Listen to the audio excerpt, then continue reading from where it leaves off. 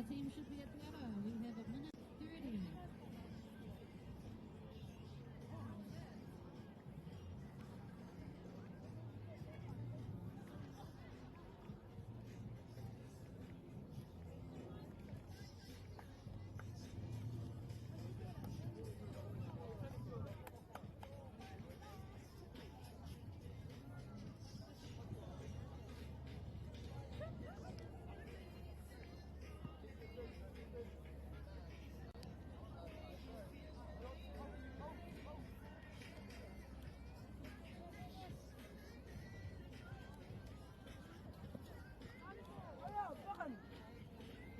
We have 1 minute.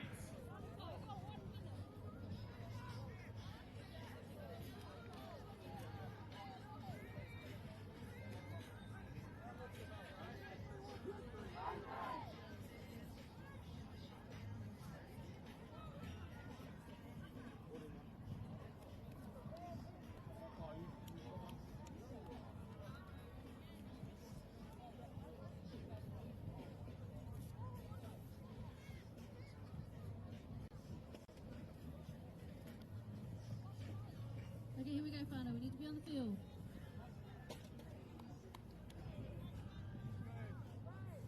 Ko tēnei te rangi tuarua mo te Kī-o-Rahi, tēnei whakataitai, ka whakapāho atu I te awa Kairangi, ko ngā kapa I tēnei ata, ko te kura kaupapa Māori o Porirua, e mihi ana ki ngā uri, ngā te tō o te rā, ko te hōriri, ka pakangatu ki a Peowhairangi, meheme e he ana, te tuhi, I te ingo o te kura tēnā tuku mai, te kupu e tika ana, e mihi ana tētai ko Peowhairangi, e rangi kei te pepa a rehita ko Peowhairangi.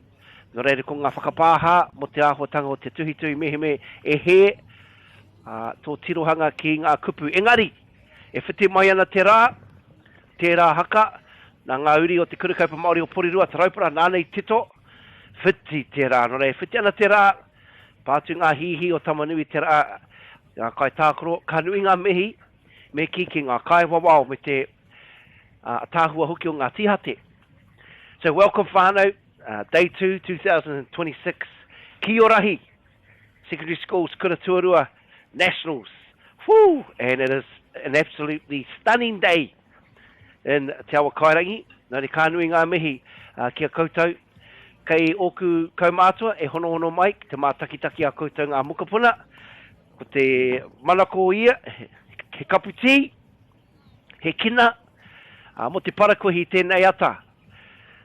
Ia ta mātakitaki au, e te o ngā kēmu o inanahi rā, e tahi oku hoa, raukura tawhito, ko huri ei kai whakapāho.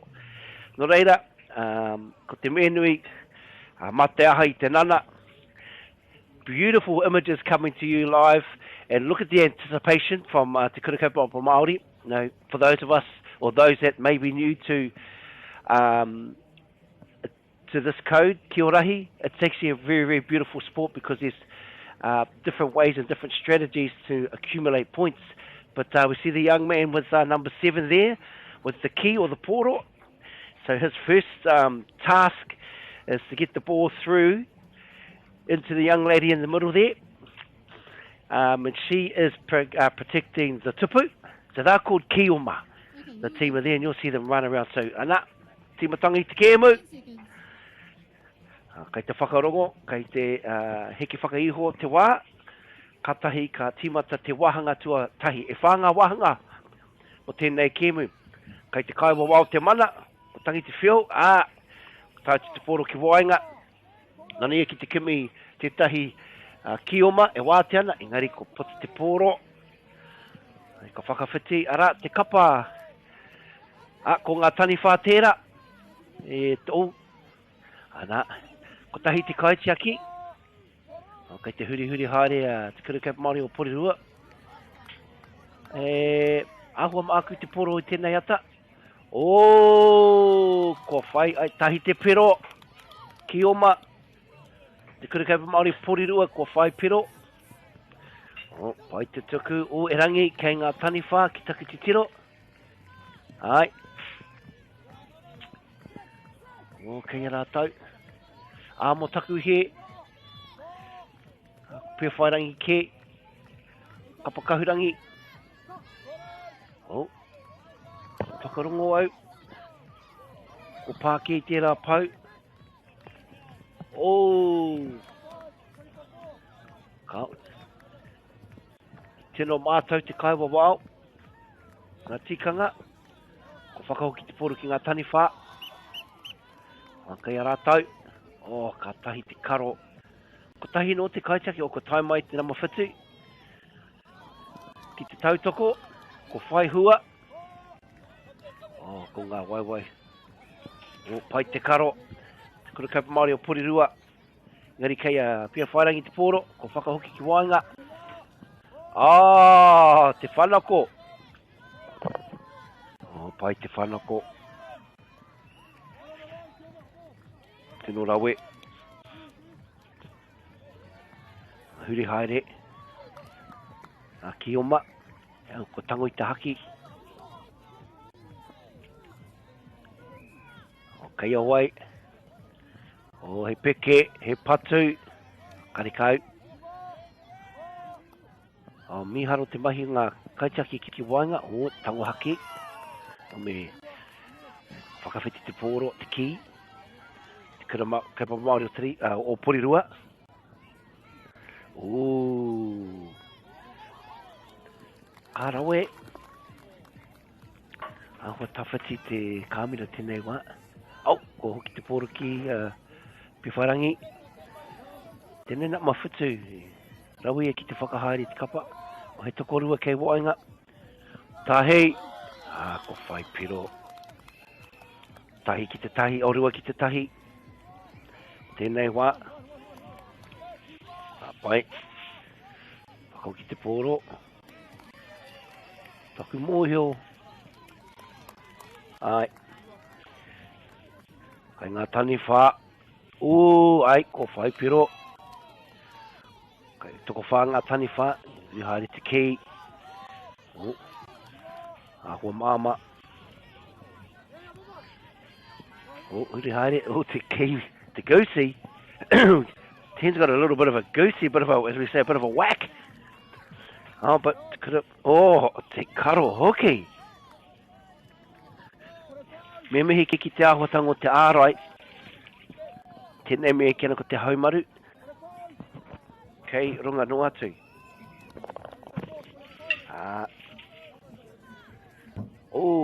Ka pai. Taurite ngā piro.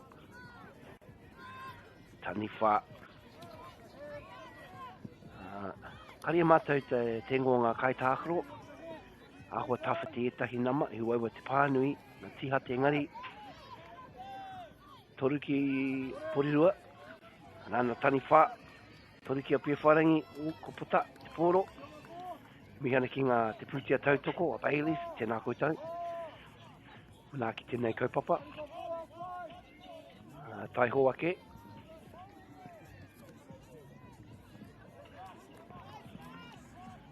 Kai wai te pōro, taku mōhio.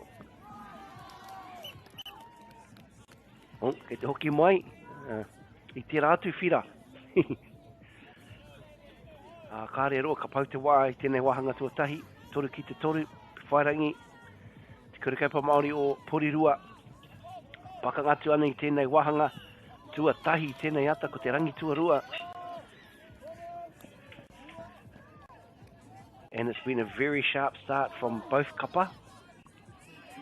Both very, very organised in strategy. Very connected.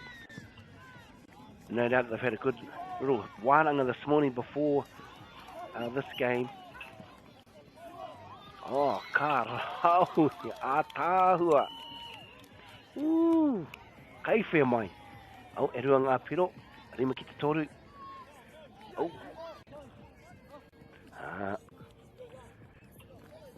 Ka kite mai koutou. Ka roha. Haere tonu. Kei te whakawhiti. Kai tākoro, ka hoki mai, te timatanga o te wahanga tuarua.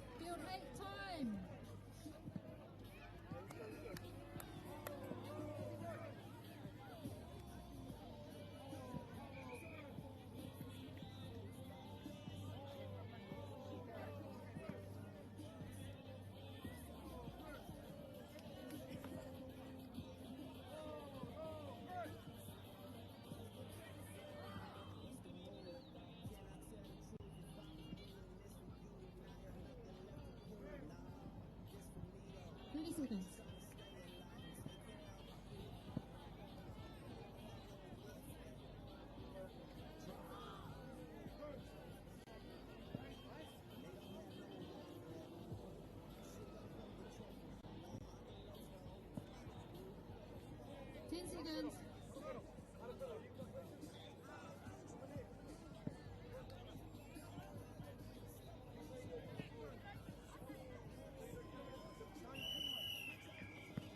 Hei iwi, e te tūmata tini huki mai, wahanga tuarua, rangi tuarua, Peowhairangi, te kaupapa Māori o Porirua, and Peowhairangi started with a sizzling start, got out to a 5-3 lead here.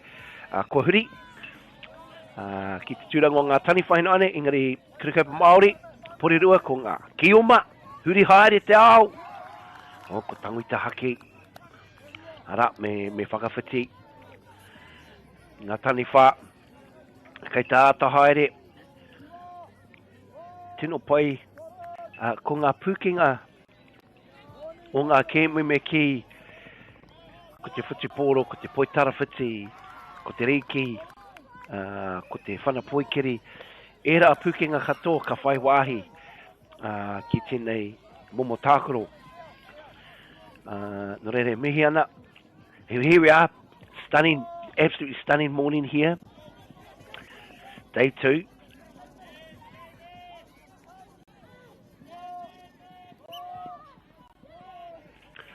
To see the rhythm between both kapa. I tango haki. Koe te ki ai. Kai ngā tani wha. Toko rua noiho ngā tani wha o toko toru. Ai, Porirua. Tino pakari te haumaru, te Peowhairangi. I rongo tērā patu, piro, tupu, ko puta I te kai waho. Huri haere te kura Māori. Haere tonu, tahi. Ko te haumaru, me mihi ki te haumaru. Peowhairangi defensively sticking to their opposition.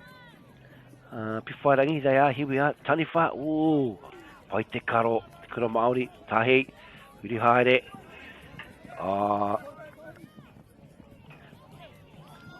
te kōrero te kai wau, haere tonu, toru, whanako te pōro ngā tani wha, ai, te tere haere o tēnei kēmu, scintillating pace. Kura kaupapa Māori o Porirua, huri haere, tahi, rua, me whiu, haere tonu, toru, toru, whanako, man, kai wawau, ai, kari whakai ki te tuki, ne, hara tēnei te reiki, te whatiporo, kari whakare ki te rutu. Nani me mihi ki ngā kai wawau katoa. Whawhai nui. Tāni wha. Karo. Tino pakiri I nei kai tākoro. Tahi, kei te huri haere, rua. Ai. Toku mohi o rua. Me whai pero. Haere tonu, ka whai pero, hoki mai, te kura kaupapa Māori o Porirua Ngāti Toa. 5 plays 6. Peowhairangi. Yes. Another lovely block there. Ko whaitang, yes. They'll take it, they'll take the easy pero. All drawn up. Karawe. And again. It seems as though the Rautaki has kicked into play for the kaupapa Māori o Porirua. Yes. There. Katahi te tangohaki. Ano. Has been a highlight of Peowhairangi's game, the defence has been hard to crack. Engari, Te Kurika Māori o Porirua, they go up by 1 with only seconds remaining in this wahanga. Tēnei hauwha. Okay, te rongo. Nui te kōrero o Kāroha. Te kiwaho. Kai ngā taniwha te pōro. He peke, he whiu. Karikau. Kei te tino. Ko piki ake. Te hia. He rangi taku mōhio. Pau te wā. Kau, haere tonu. Kai te kaiwa o te mana. Tino miharo tēnei. He mea ranu tēnei. Tākaro tahi. Mārei kura. Ngā whatu kura. Te paporite. Enei waiwai huti. Pākari. Koi. Kopo tiki waho. Ara te mana aki tango ngā kai tākaro. Te wairua tēnei tākaro me mihi. Tēno tata. Whitu ono.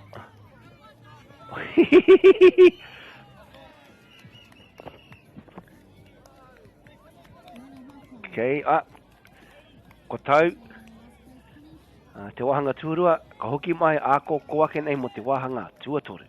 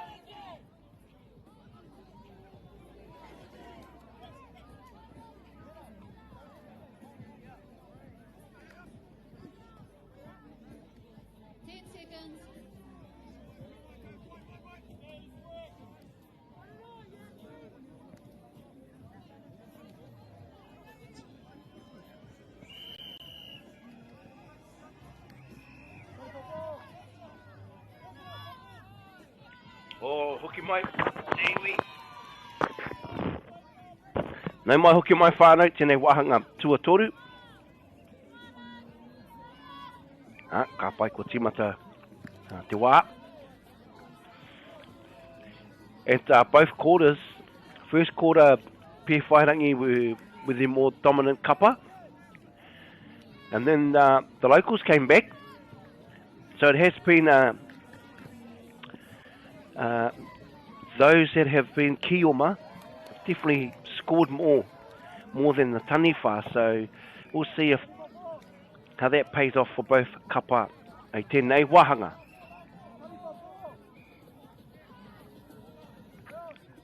Whakarongo ki te kaiwa wao. Kei ngā taniwha, ko porirua tērā, kei a rātou. Nani ki whiu te ki te tupu. Miharo, taku mōhio. Ai, ko whakawhiti. Ko whai piro, anō. Nei Peowhairangi. He mihi ane ki te kai kāmera.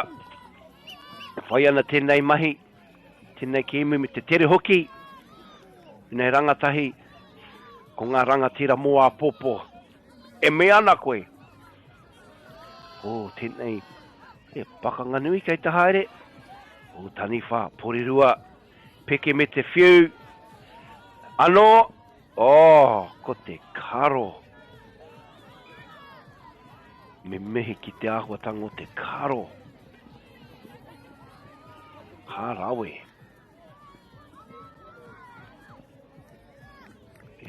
Ka nui ngā mihi. Ki te hunga e mātakitaki ana, ko tae mai ngā nama. Te toko maho koutou e mātakitaki mai ana. Māori Plus, kore etu. Kia ora. Kia ora rawa atu. Tēnei wiki, ko te wiki whakamutunga o te wahanga tuatahi. Nā kura tuarua, nā kura huri no te motu. Ka hari ko ngā pawako. Hari ko ngā pawako, he ahua puto tēnei wahanga. No reira me mihi ki te nua ngā mahi. Pere ngā mahi kei tēnei papa, tēnei whira. Tāhua te mātakitaki. Kei ronga no atu. No reira, koutou e mātakitaki mai ana. Te rangi tuarua o painga whāwha. No, ai ka tika, tēnei te whira tua whitu. Now, the sun is shining just like this field. It's scintillating. Whira whitu. Oh, ka tahi te whiu, te maka. Hea te kōrero te kaiwa wao. Ai, I whai hua tērā rautaki. No re Peowhairangi. Ka pai. I reira te whakaro. Nunui. Porirua. Man. Pai, kare te kaha hoki o tērā. Whiu tērā. Whiu kaha. Me te karo. Ko whai piro anō. Patu I te tupu. Kare kau he haki no reira me hoki hia. Me whakawhiti te pōro. Kai Peowhairangi. Kau.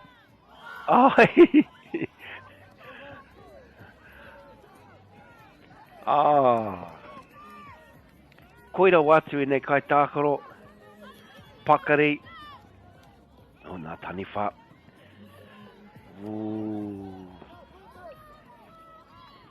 Man, ko tēnei kēmu, tuatahi, tēnei ata. Beautiful display of pukenga. Kei te huri haere. Ai, rau e tērā rautaki. I reira, tahi, ko te matano. Ai, me huri. Kei runga no atu I nei pukenga, ai. Ki oma. Ko te haumaru. Taniwha, ai, me whakawhiti pōro ki ngā taniwha. Ai ki te kaiwa wao. Kai aia, te mana. Rawe, ana mahi whakahaere tēnei te kēmu. Kare nui ana kōrero. Tohu pai tērā mo te kaiwa wao. Taku moe ho ka pauhaere te wā. Tēnore, ai. Piro. Taku titero. Pau te wā, te wahanga tua toru. Kāre ro ka hoki mai. Mo te wahanga tua whā.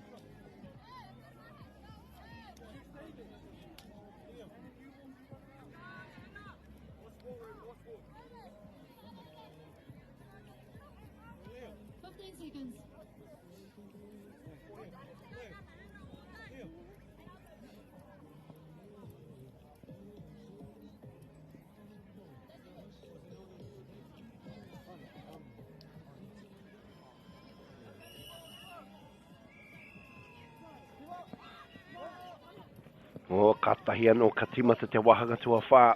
Tekau mātahi plays tekau 11-10 Porirua Peowhairangi Day 2 2026 Kī-o-Rahi New Zealand Secondary School Championship. Can I get a whoop whoop for all the Kaiwa? They're looking sharp as ever.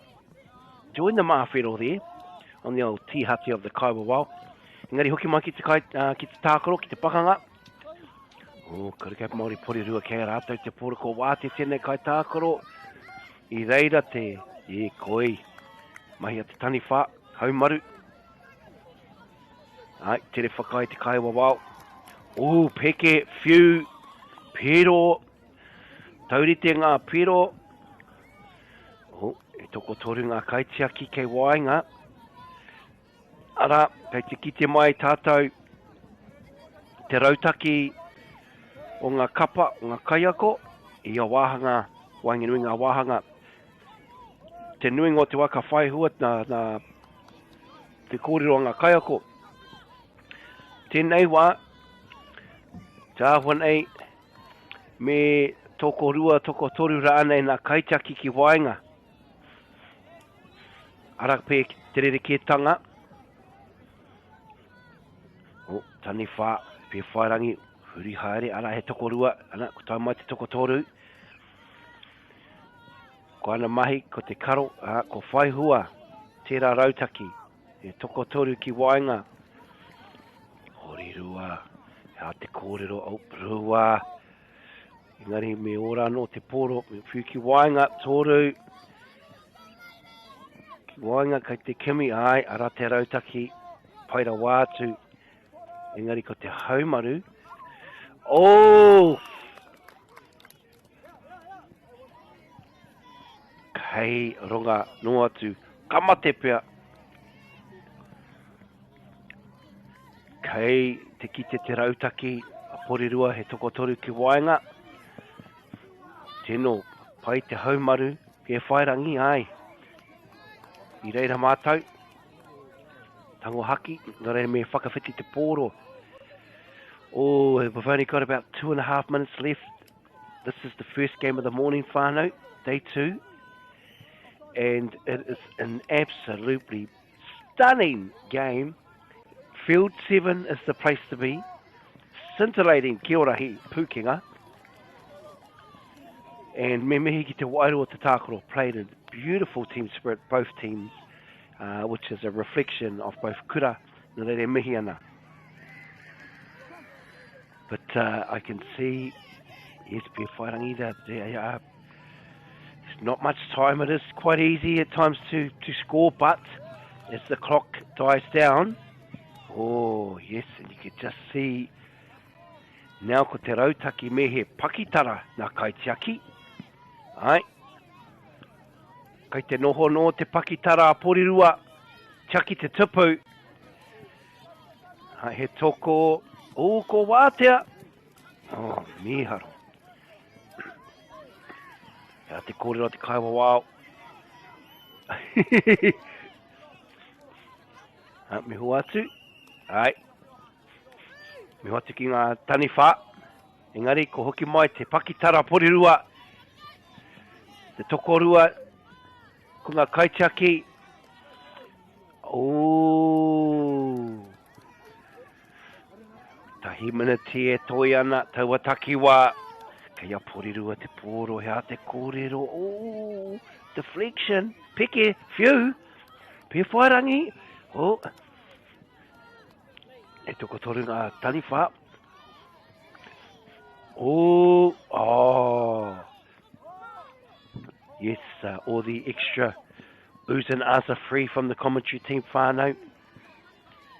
Just like the free live stream. Kia ora mai te iwi. Hea te kōrero te Kaiwa wao. Porirua out to a 15-3 pero lead. Seconds are counting down. And te kura kaupapa Māori o Porirua, they have got a little bit of a little bit of a swing in the old step this morning. They've managed to... Oh, yes. Tērā mārei kore tērā kotiro. Whairawa na pūkenga. Engari me mihi ki tāhuatanga o te tākaro ki taku mōhio Poutua. Porirua 15, Peowhairangi 12.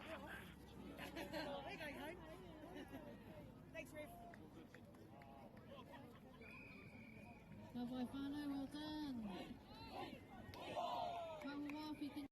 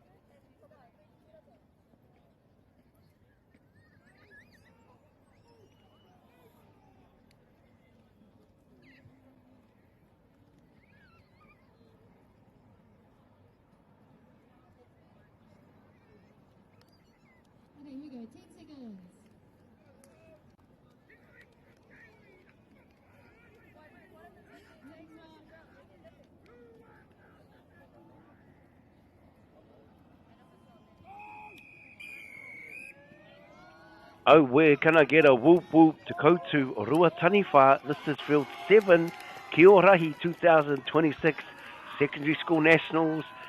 Oh, he pakanga kei te haere. Tēnō hi kakanga kai tākoro o tira te hunga e mātakitaki ana kei ngā taha. E mimehi hoki ki te ahotanga o ngā kai wawao ko tai mai. Kai te ki te atu au. Kai te ata mātakitaki ngā kai wawao. Me he kai tākoro ngā kai wawao ki taku te tiro. O, kua whai piro. Rautaniwha. Koi. Ra. Nana ki oma. Rautaniwha. Pai te rautaki. Tere whakahoki te pōro. Nā kaitiaki. Engari. Te kaho o te haumaru. A te Koutu. Me mehi ki te kurikapa MāORI o te Koutu. Aho matua. Ki te taku MΑORI. Ki ora mai. He ngā pau. Kai te karanga mai te kai wawao. O ngā kai wawao. Ai. Tēnō. Whakari. Te Koutu. Pai piro. Rautaniwha. Patutapu. Te kaho te whiu. Putiki waho. Te tere hoki o tēnei kēmu. Kei te mahitahi ngā maare e kura. Ai me whiu ki raru i ngā poko hiwi kari whakai. Ka whiu ki te mahunga tētahi atu. E hāmene nui. Nore ka whakawhiti te pōro. O tēnei nama tahi. Nā wai. Kakama. Kei te kimi tētahi kai tākaro e wāteare ki o mea wā. E wāte ana. Me tuku reta ki e te o ene kai tākaro. Whakawhiti mai ki te pāwhiti pōro. Ngari kei te Koutu. Kai te tūrango ngā taniwha te Koutu. A te kōrero a te kai wawao.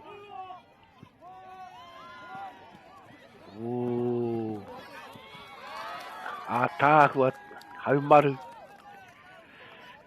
I roto i ngā pōwaitanga o tēnei momo tākaro te Kī-o-Rahi. Ka kite atu ngā pūkenga no te poi tarawhiti. Ko te piri ki te kai tākaro.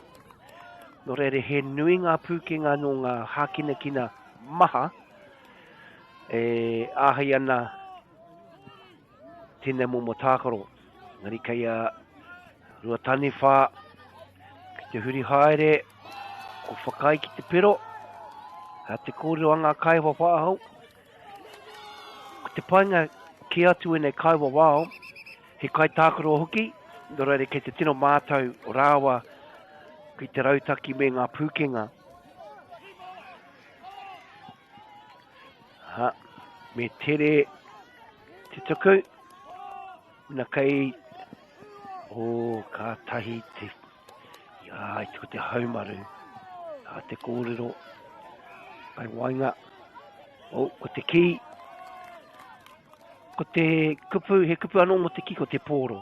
Ngari ki tēnei tūmomo tākoro ko te ki. Kai wahora ko ngā kioma. Ko tatapau. Tatapau te wai tēnei wahanga tuatahi. Tore noi ho ngā piro. He tohu tērā o. He tohu tērā tēnei wā ko te haumaru a te tino. Huge defensive display by both teams. Just absolutely stunning. We call mirror defense or netball where they stick defense. It's absolutely stunning. So hard for both teams.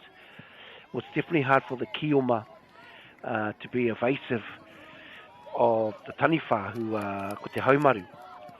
But we're back at it. Rautaniwha, kei a rātou, te ki. O ka pai, tahi. Kei te umahaere. Kei te whiuhaere. Hea te kōrero. Hea te kōrero a te kai wawao. Ara, ko te haumaru. Kei ngā Rautaniwha, te ki. Whai.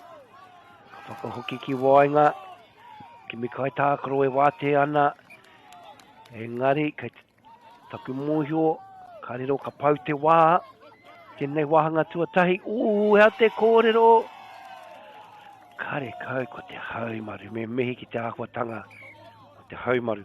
Ko pau te wā, ka hoki mai, ko te wahanga tuarua.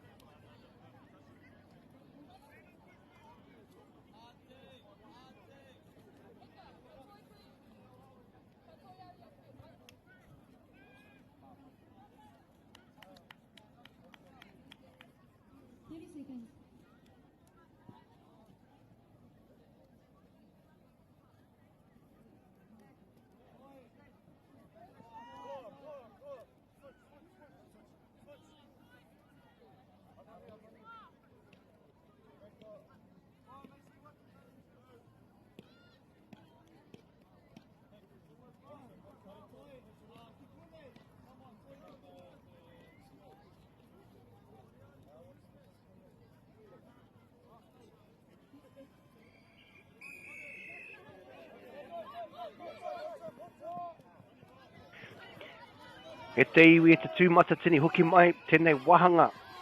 Ko te wahanga tuarua, ko te rangi tuarua, o tira te kēmu tuarua i tēnei ata. O the rua. Rautaniwha, te aho matua te Koutu. E mihi ana.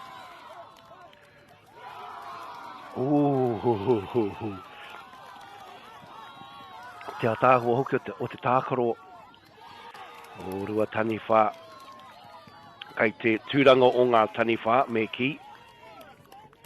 E tikana tērā kēmu, tērā ingoa. Te Koutu, e toko toru ngā kaitia ki. E te aki ana i te tupu. Te Koutu, na ki oma. Te kimi kai tākaro e wāte ana. Hei ko whakaoki te ki wainga. Hea te koro rua. Kei te huri haere. Tango i te haki, Rautaniwha. Me mehi ki te āhua tēnei tākaro.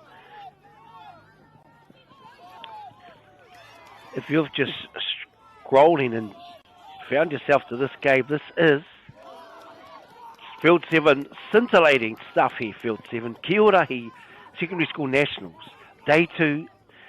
Rautaniwha, te kura kaupapa MΑORI o te Koutu, te aho matua. Kātahi te tākoro, this game is heading up just like the weather. Whiti te rā, ka tika hoki. And te Koutu have just sort of gone bang bang.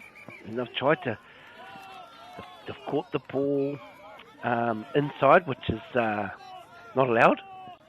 But we're back at it. Rautaniwha, tauri te ngā pero. 4-all. Looks like they've got a power game in the Taniwha status. Here we go. This is this defence we've been talking about. Just sticking defence. And a big mihi to all the teachers, all the kaiako, all the staff that travel with these teams. It's strategy on strategy. 4-all. It's going good. And I'll tell you what, if I was a pilot, I'd love to fly today. Here we go, Kī-o-Rahi. Te Koutu from Rotorua, Rautaniwha, it's 4-all. And you're with Field 7, it's scintillating stuff on Field 7. Here we go, the Taniwha have got the ball back. Rautaniwha, toru ngā kaitiaki. Ai, tai mai te tuatoru. 2 minutes to go in the second quarter. And I know all the teachers will be stoked. It's the last week of kura, and they're not at school. They're down at the Secondary School Nationals, Kī-o-Rahi. And such a sunny day. But kei te huri haere, te poro, te ki me ki, ko te ki, te poro, te ki. Poro ki, poro. Kei aku e te tikanga. Tāhua tēnei tākoro. Me mehi ki a taku te heke. Ko e tētahi huri haere te motu. ki te whakarauaro anō, ki te whakaora anō o tēnei momo tākoro. He nui ngā pūrākau mo tēnei momo tākoro. O, kei au ai, te Koutu, tētahi pūrākau rongonui nā te Māori Battalion I kawe atu ki tā wāhi. Te rātau e pakanga atu ana, huri no te ao. Taku mōhio I tāria, I kawe atu tēnei tū momo tākoro, ki reira. Whakatō ai ki reira kei te tākoro tonu, tēnei kēmuru, ki rote I a urupi. He rutu te rerekētanga pia, kaua ko ngā haki, engari ko te rutu. Hiwi anō me hoki mai te Koutu me te rautaki. He ātāhua, ngā rautaki, ngā kapa erua, just a big mihi to the different strategies. Oh, beautiful defence. And those that play a lot of netball, male and female, you can just see those netball skills just sticking to their defender. Same with touch in the in goal, it's called a mirror defence.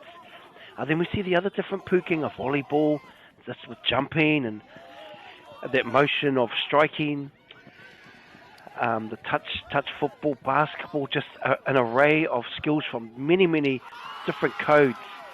Some whakai, some let you kick the ball where you can actually kick it, but rules vary between different rohe, but there are national rules. So, oh yes, ko whai pero, Rautaniwha, drawn it all up. It's just like that. Whānau, ko pau te wā, te wahanga tuarua.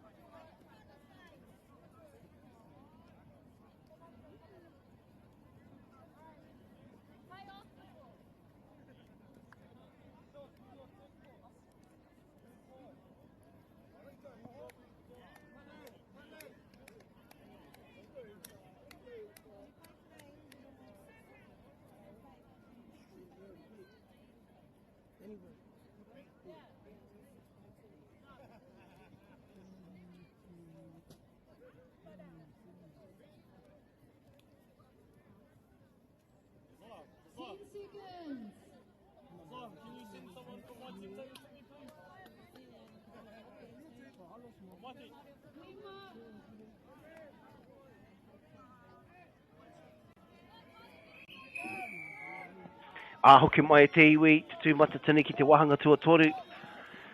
Ko huri tūranga, nora ere te Koutu, ko ngā taniwha, ko rua taniwha, kai te kapa Kī-o-Ma. Nana ki te kimi kai tākoro e wāte ana, ai me mehi ki te āhuatanga o te haumaru. He ngā kōrero a ngā kai wawao. Kai ngā rua taniwha te ki, o te tere hoki. Te kōrero, me whakahoki ki wainga, huri haere te ao, kei te kimi kai tākore wāte ana. Ko te haumaru, te Koutu. Ono, kia Koutu, te ki. Ko ngā te tūranga taniwha, O me he pakitara na kaitiaki o Rautaniwha. O karekau. O kei a rātou ko whakawhiti te pōro na kioma. Kei te kimi kai tākore wāte ana. O ko i te pīnati. Ai, me huri tonu. Whakahoki ki wainga, hea te kōrero. Ai, play on. Nā, ko puta ki waho. And what a scintillating day at Kī-o-Rahi Nationals. Once again, defence just a little bit too tight to crack at this stage. Oh, koe te aho wāte mo te tahi wā poto. Oh, te titira mai ki konei. Oh! Ai, he wauwara wātu te whai pero tēnei pakanga, te Koutu. Ooh, mama no tau wā. Okay, reira. Kei awai, te ki.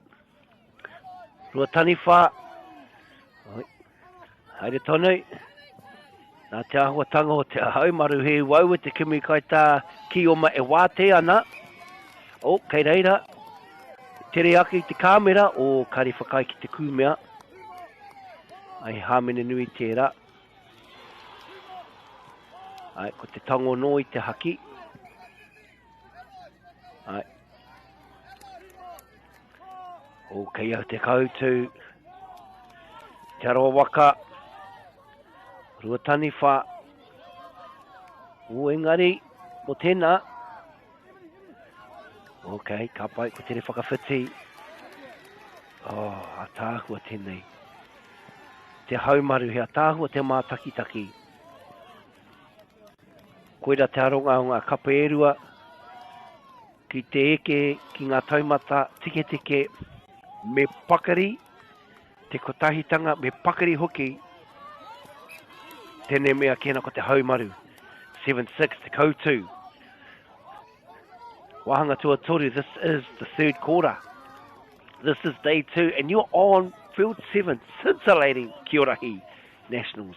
Can I get a whoop, te Koutu, Rautaniwha, Kī-o-Rahi Nationals? Yes.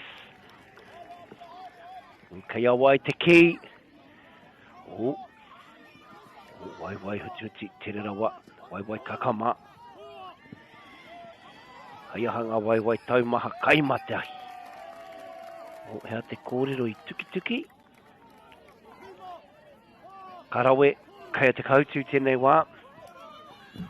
O, karongo te pā o te patu, te tupu. He tohu tērā ko whaipiro. Te Koutu. O, ka pai ko whakawhiti. O, rua. Kai a Rautaniwha. Kai te kimi. Kioma e wāte ana. O, ko kei aia. Ka rawe. Waru ki te waru. Rautaniwha. Iwa ki te waru. Taku mahi pāngarau.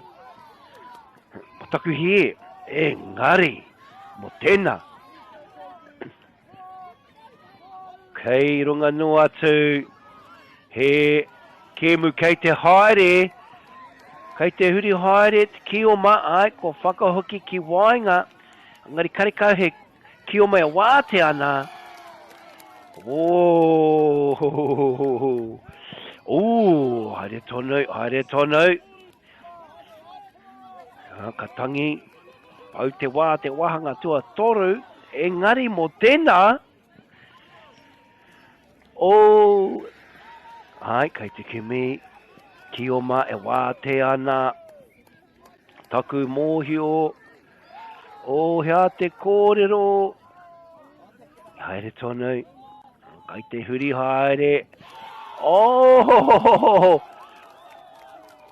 Hea nā tohu anga kaiwa wāu. O pau te wātaku mōhio. Ai. Ho, pai kare. Hoki mai mo te wahanga tuawha.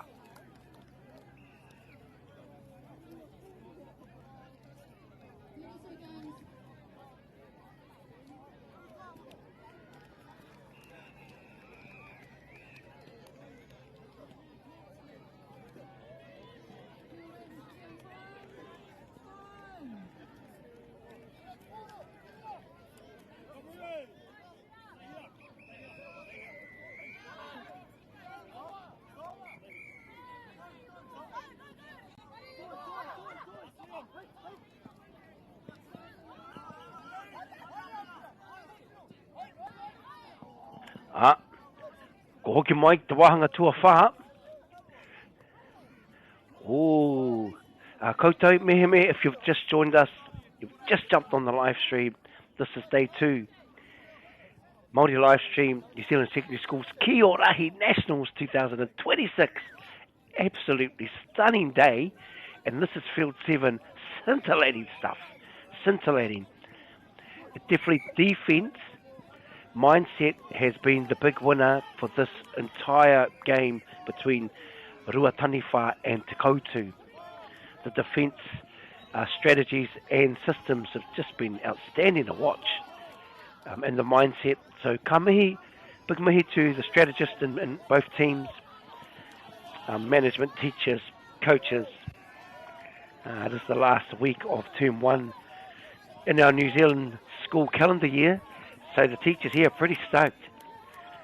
And I'll tell you what else is stoked.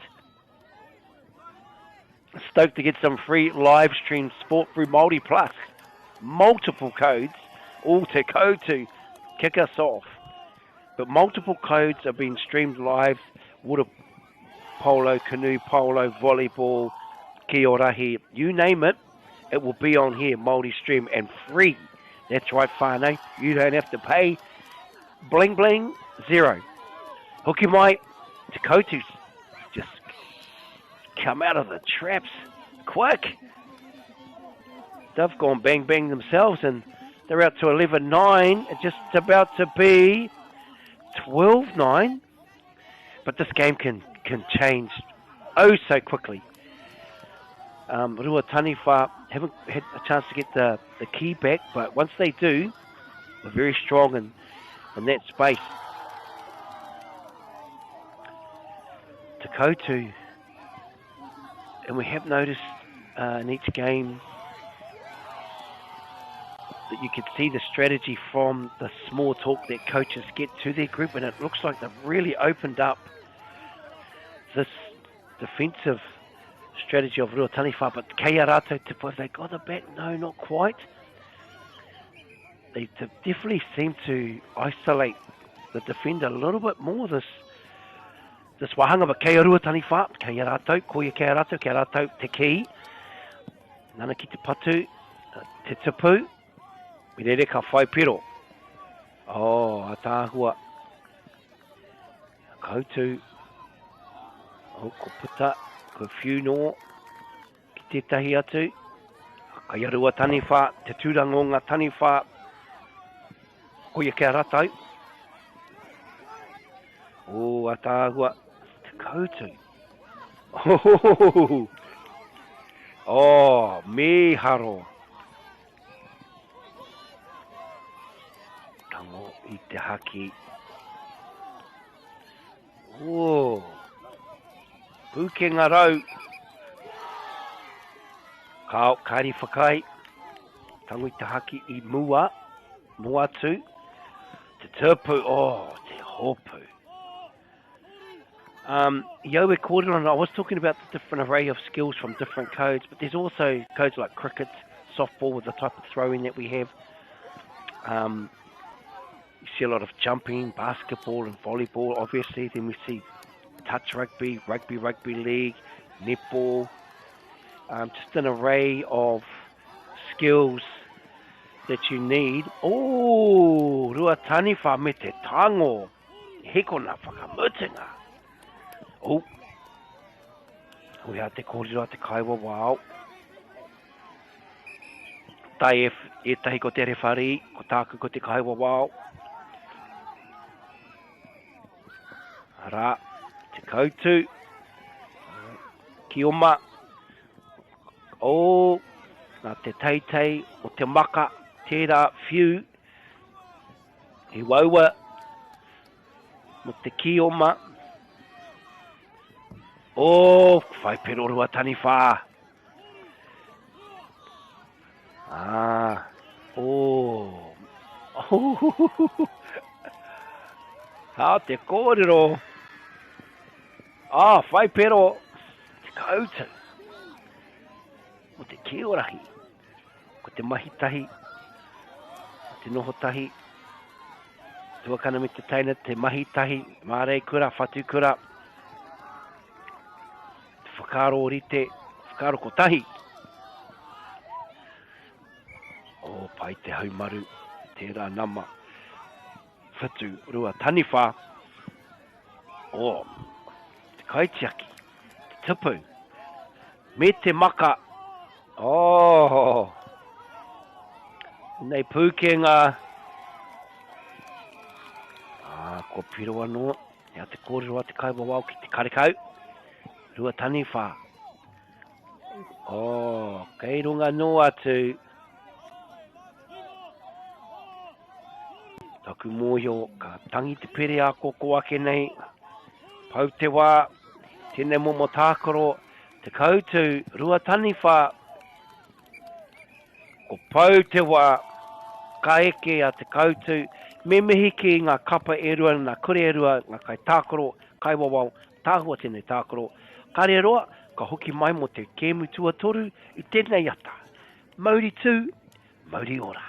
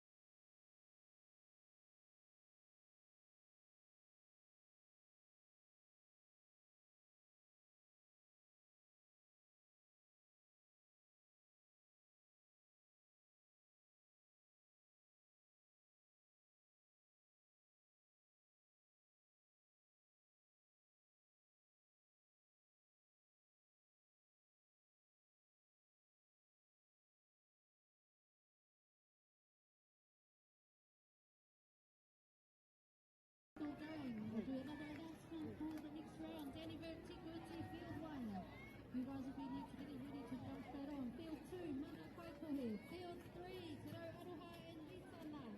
Field 4, Taiatia and Te Aroho. Field 5,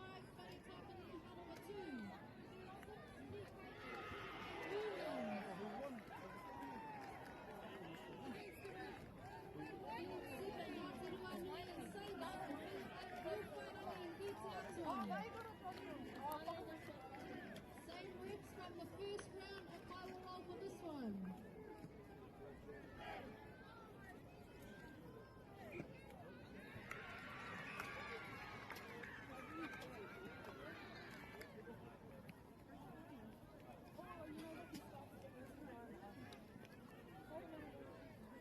Runners, can I make sure I have one runner on each field by the Kaiwawau, please, so that you can signal when the time is up if I can't hear what's the tune.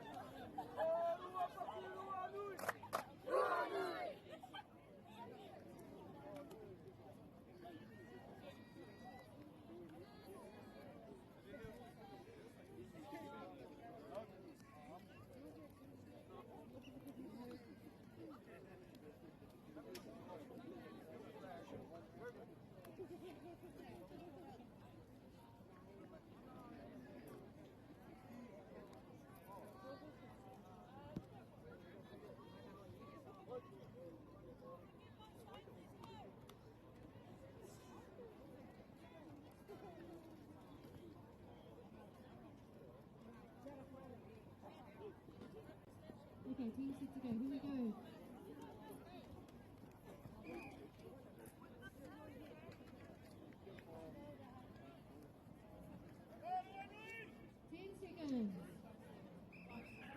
Can I get a whoop whoop, Ngāti Rūwanui and the Saints Field 7. It's Kī-o-Rahi 2026 Nationals now. Ngāti Rūwanui e Mehiana Saints. Now you're probably wondering, Saints, where is that kura? Well, unofficially, the information, because a big part of commentary is doing your homework, St. Patrick's and St. Mary's have combined. So that is information I've given. If that is incorrect, you go and tell somebody else off. Here we are. This is the first wahanga. This is the third game. This is day 2. And you have just scrolled and zoomed into the scintillating Kī-o-Rahi Secondary School Nationals with an array of pukenga. If this is your first time watching this amazing code, you will be slightly confused because you're thinking, what is going on? Look at these beautiful pukenga. Well, the young man that's just kicked off the key is called a ball, Kī-o-Rahi. He is in a team called the Ki-o-Ma. Their role is to run around town, run around and touch as many of the po that you will see. Each one they touch is worth 1 point. You can't touch the same one. Once you've touched that, you've got it. And then you've got to be very, very smart and swift and try and score. Just where you see that red blue bin, the blue bin with the big number 7 on the tipu. Now, if that's confusing, I'll tell you what, once the Taniwha get the ball, all they have to do is jump in the air like this. Oh no, that's the Ki-o-Ma. I'm confusing myself. Nō reira ka hoki mai, Ngāti Rūwanui toru, Saints kore, a kare roa. Oh, just absolutely. Look at these skills, very sharp. The last game we saw between Rautaniwha and Koutu was definitely a defensive strategy. And they come to the fore in the end, Koutu. But here we have Ngāti Rūwanui, yes. And they're a very fit team. They like to run. Ngāti Rūwanui, tai hauauru, tung, just this morning. Oh, beautiful. There we go, touching one of the po, carrying on. Now you can throw the ball back into the middle. Well, here we go, that's the Taniwha right there.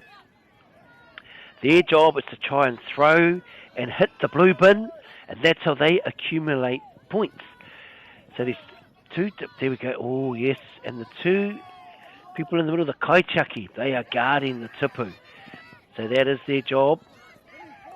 No, he hasn't got it yet. Oi, patience, excellent patience. There by Ngāti Rūwanui. Yes, and they're just trying to find a open player. The Taniwha get the ball back for the Saints.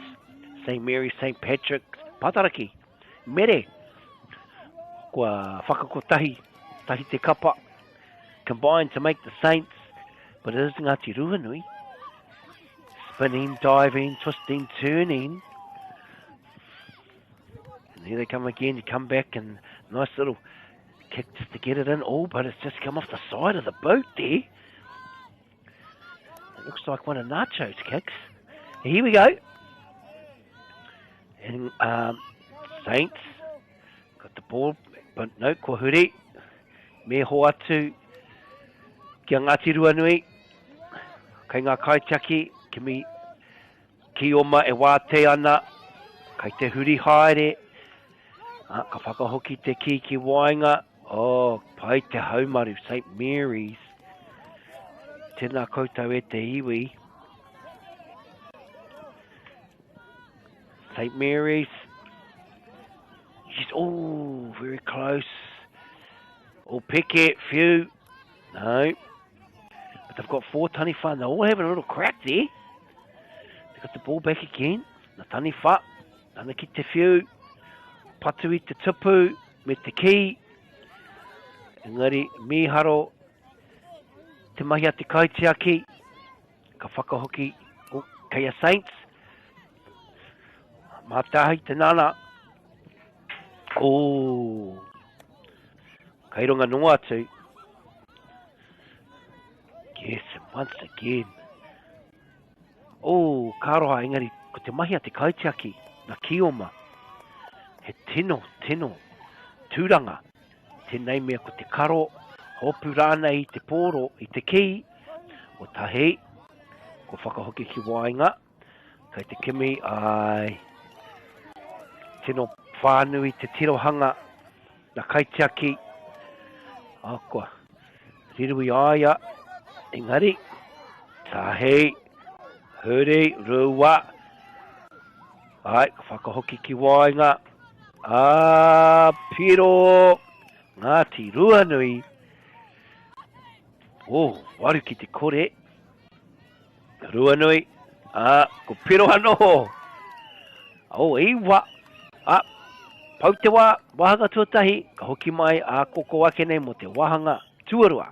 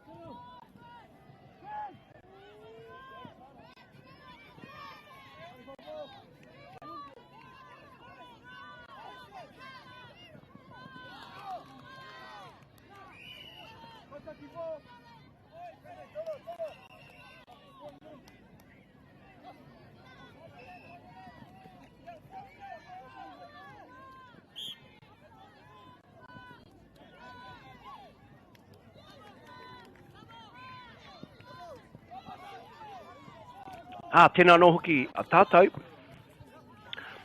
Etahi technical difficulties there with the mic, but we're back.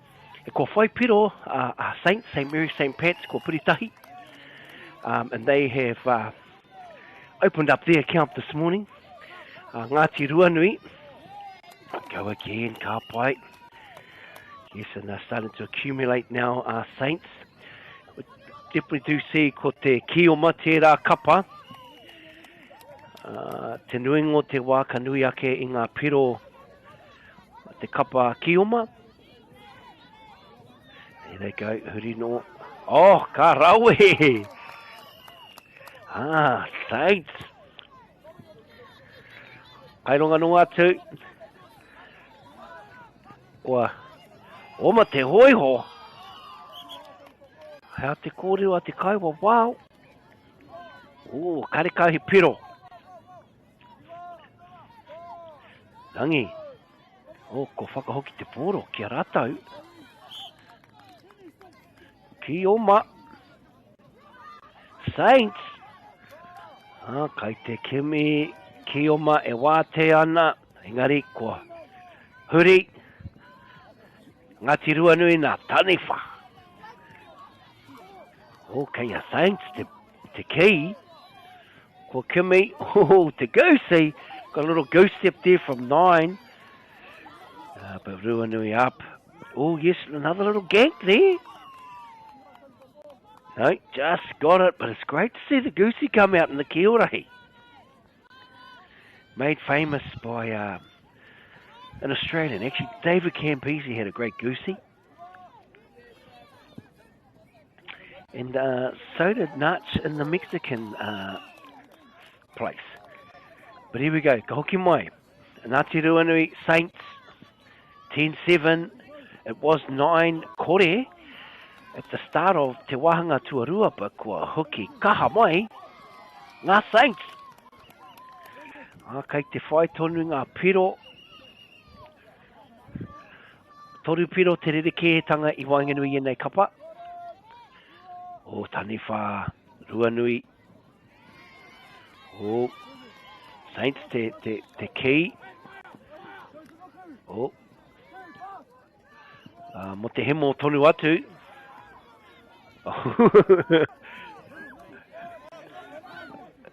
Ka pai. Oh. Te kōrero a te kaiwa wau. Me hoa tu te pōro ki ngā Taniwha. Me he Taniwha. Me he manurere. Oh, a tāhua tērā tāha I te pōro. Ko te pānui. Katai ka rua ko te whakatīnana. O hea te kōrero. O, kei waho rawa te ki. Kei te pauhaere te wā. Kāri tau te wā I tēnei kēmu. Haere tonu te wā. No stoppages of time. Time keeps clicking. Keeps on ticking. I'm sure that's a song. Here we go. Saints. Ooh. Te tere hoki o tēnei nama whā. Ki-o-ma. Kua whai piro. Rua piro. Saints. Oh.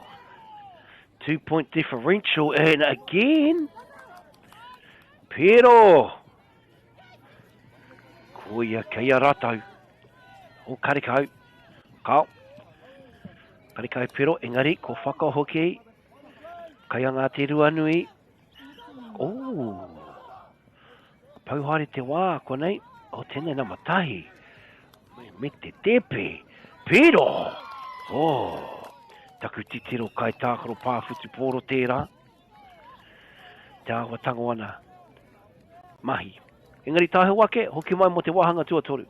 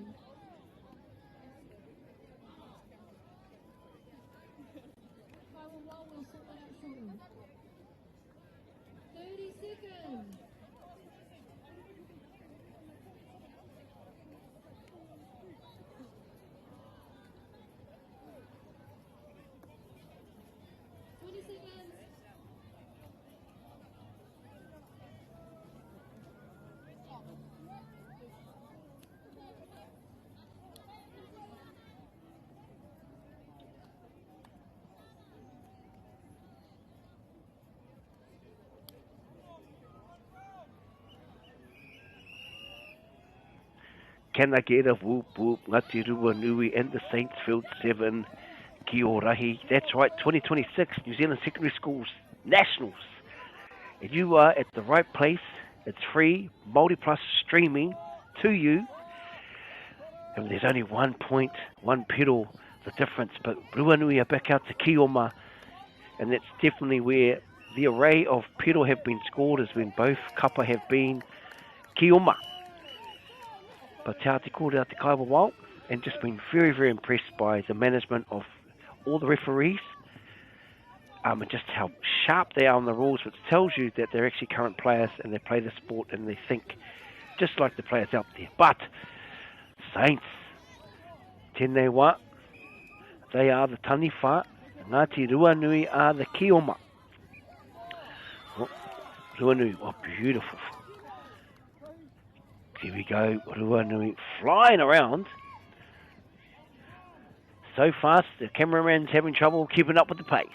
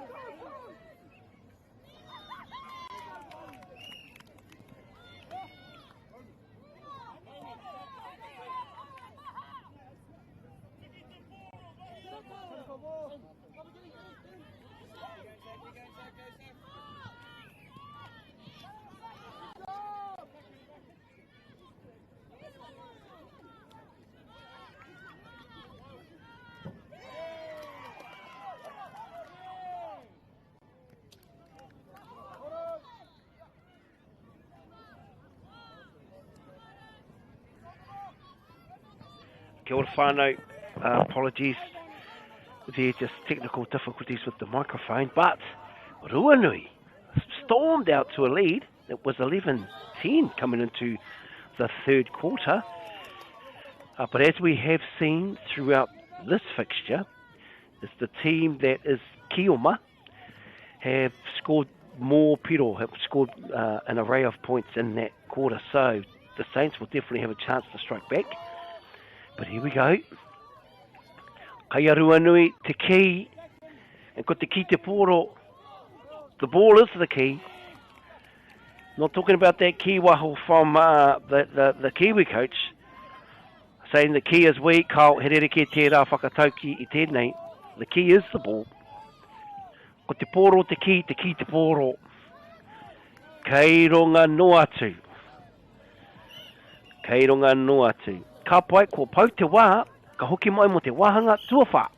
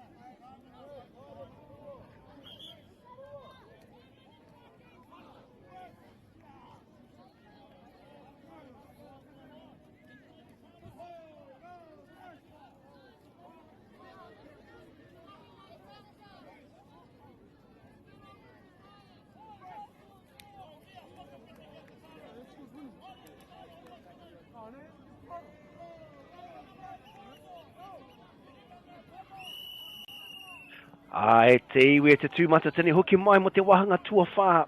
Tēnei pakanga nui. Ke mutua toru mo tēnei ata. Ngāti Rui nui, Saints, which is a combination of St. Patrick's, St. Mary's. They've come together to combine the Saints. So, Kaia Rua nui. Kai te tūrango ngā taniwha I tēnei wā. Ai, kai rātou tonu te ki. O ko whakahoki, kei a St. Mary's, St. Patrick's, ko te Saints. Engari, ko whakahoki, te ki. Kei a rātou. O, kei a rātou. Kai te huri haere, Saints. There they go, yes, and they're just going to chip away, as they did in the second wahanga. Second set, and again. Going to utilise that. It is a good strategy.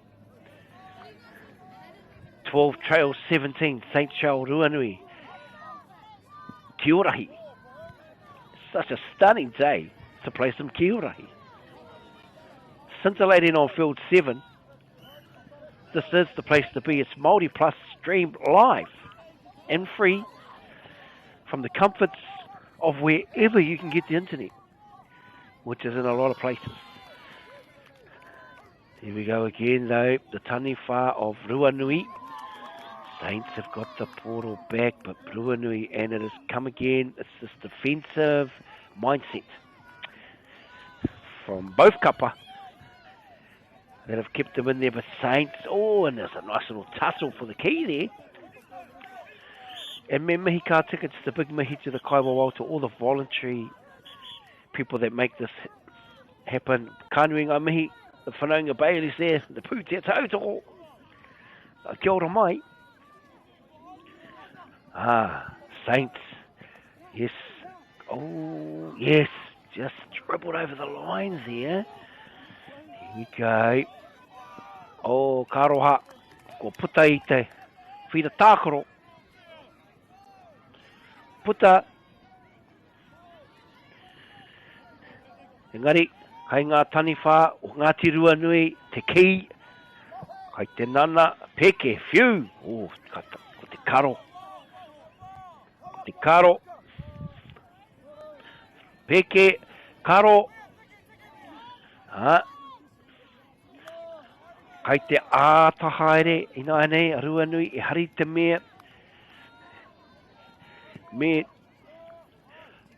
whakapau kaha, tēnei wāhanga, ne, kei te ātahaere, rima piro, te rereke tanga I Wainganui, enei kapa ko Ngāti Ruanui, kei runga, rua minati e toi ana, ka pau te wā, tēnei kemu, tua whā mo tēnei ata. Tahi te kemu e toi ana, ka tahi ka huri ki ngā whiringa whaiati, a te ahi ai e heke mai ana. Koia. Saints. Ai. Kai ronga nunga tu te ahua tango tēnei uma. Ka peke, whai piro, Saints. And I'll tell you what, Tiwi, time is not up, but nice. Like one of Nacho's kicks. Here we are no. Rua piro. Na maiwa. Me kimi tetahi e wate ana. Cash in on the 2 points off the po. Cameraman's having a tough day, I'll tell you what. Kahuri, tēnei namatahi. And he's got the 1-2 whack bang off the left. Definitely looks like a touch player. Saints. Wow. And just like that, they've trailed the whole game. Saints take the lead. 30 seconds to go.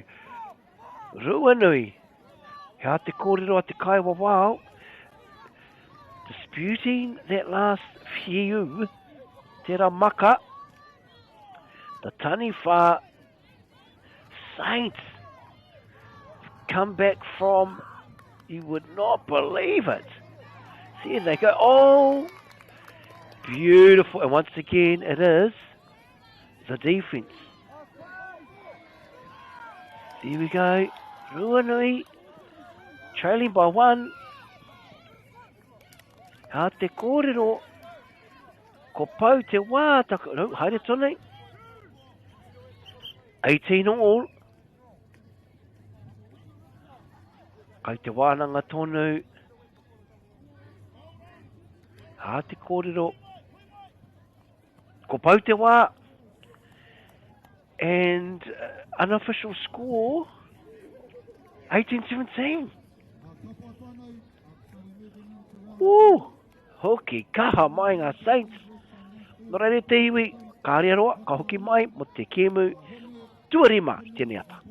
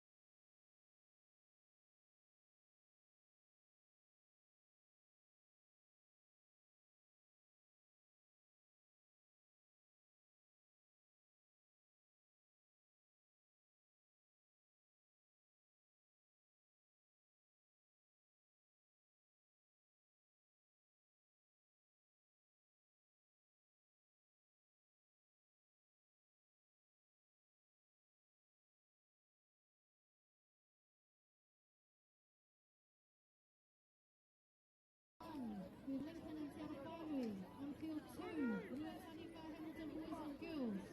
Field 3, Taiwan and Silvertree. Field 4, Rautaniwha and Rautaniwha. Field 5, Peowhairangi and NZSS. Field 6, Peowhairangi and MΑORI. Field 7, Koutu and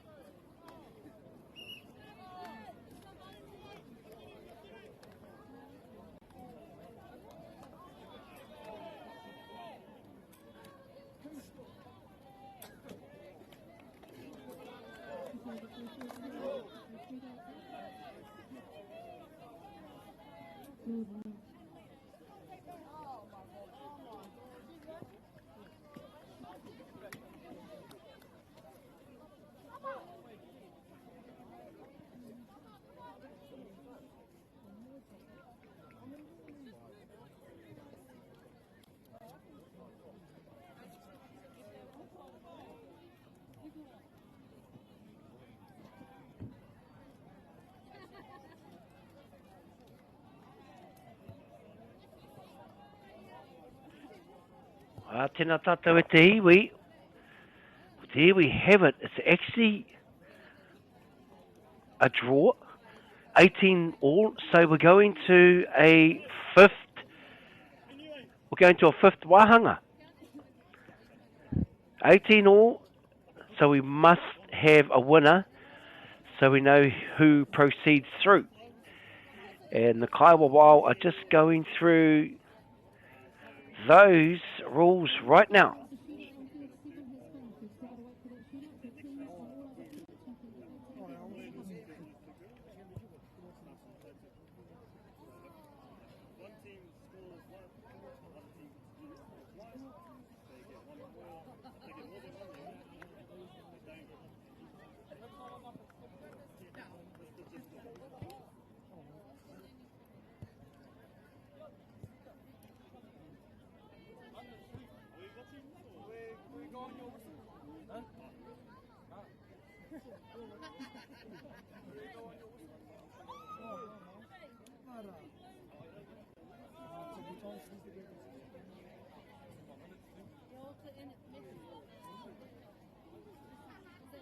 What's the time?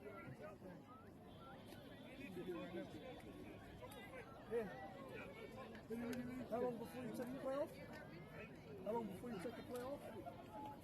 Goes just on the right of the point. You take the play off? Yeah, after that. You're the chief. Mr. Wayne.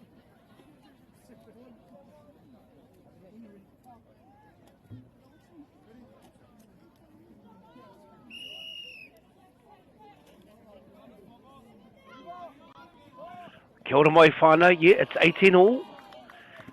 This is the fifth wahanga now.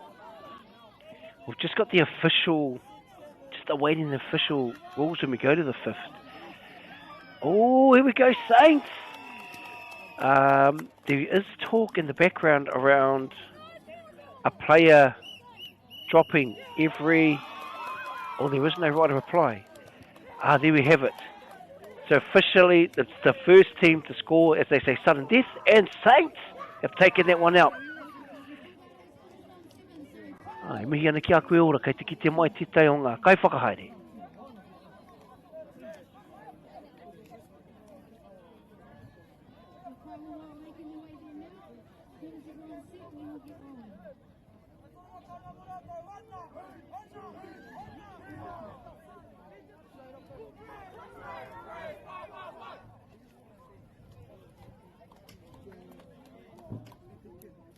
No reirei te iwi, kare roka hoki mai mo te kemu tuarima I tēnei ata. Hei a kua nei.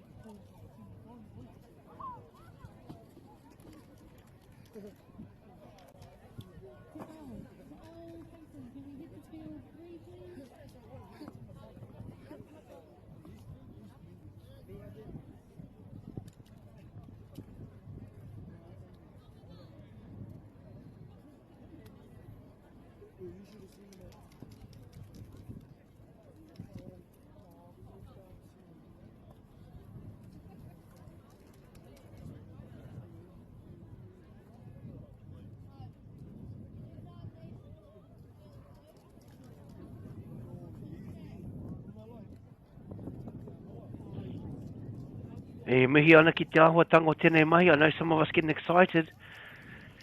taking us back to Remo days. See the graffiti can come out.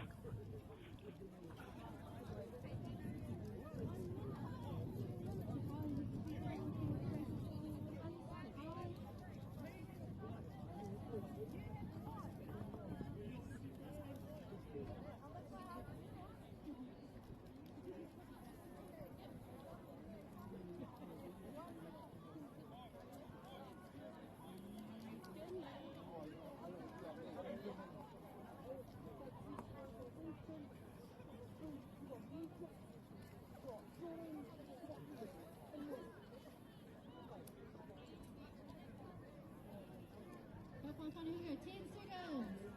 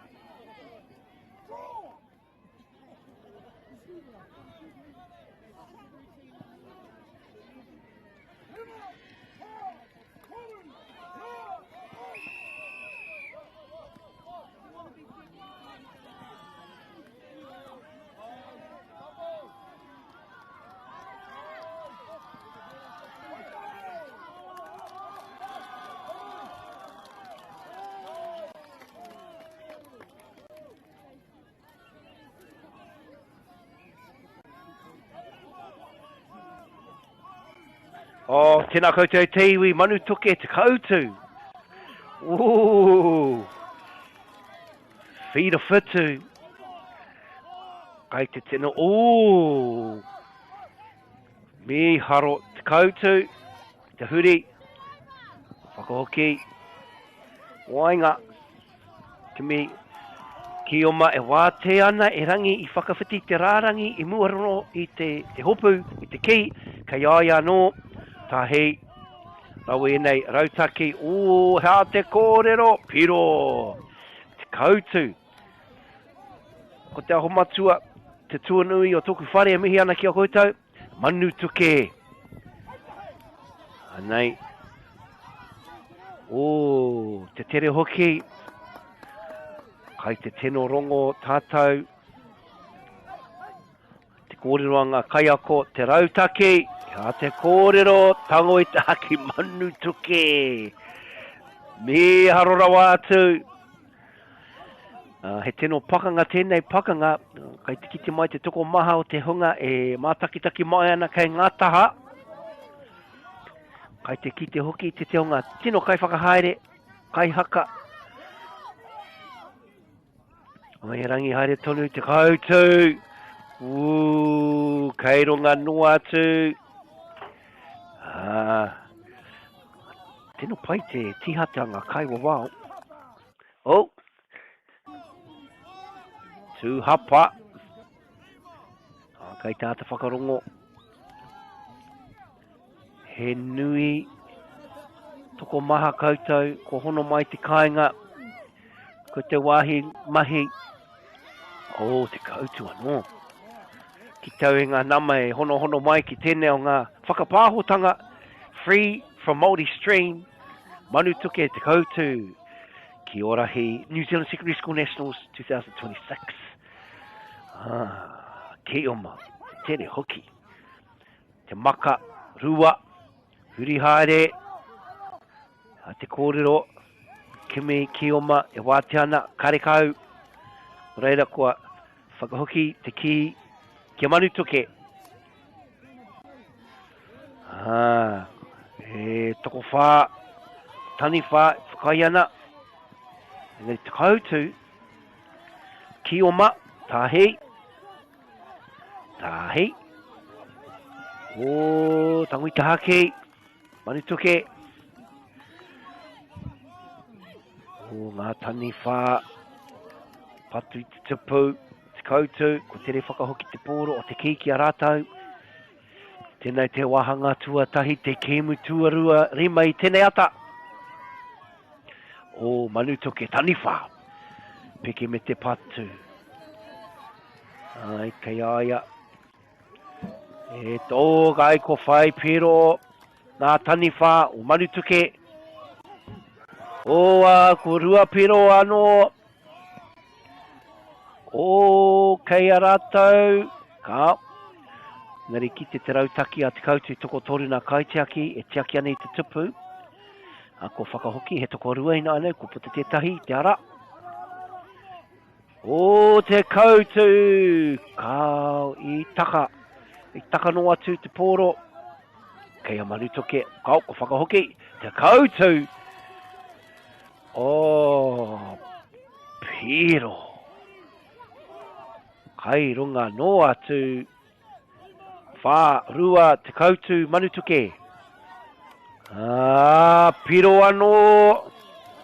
Piro me te ruku. He ruku. Ruku kai moana.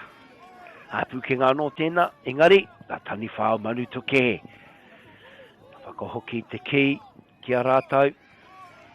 Haere tonu. Kore kau. Puta. Whira tākoro. Ngari kei manu toke ke te pauhaere te wā. 5 miniti. Kai taua taki wā, mo ia wāhanga. Pau te wā. Kai te tino mimi te haere te wā. Engari. Kei manu toke.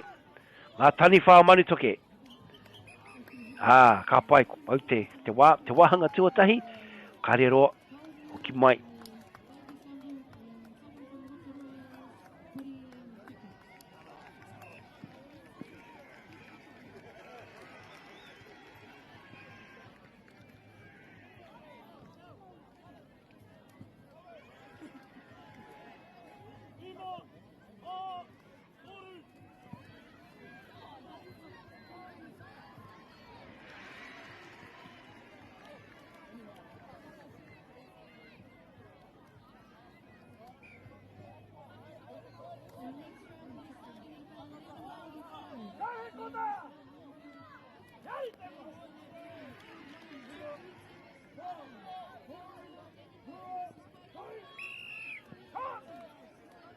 Ko te mata te wāhanga tuarua.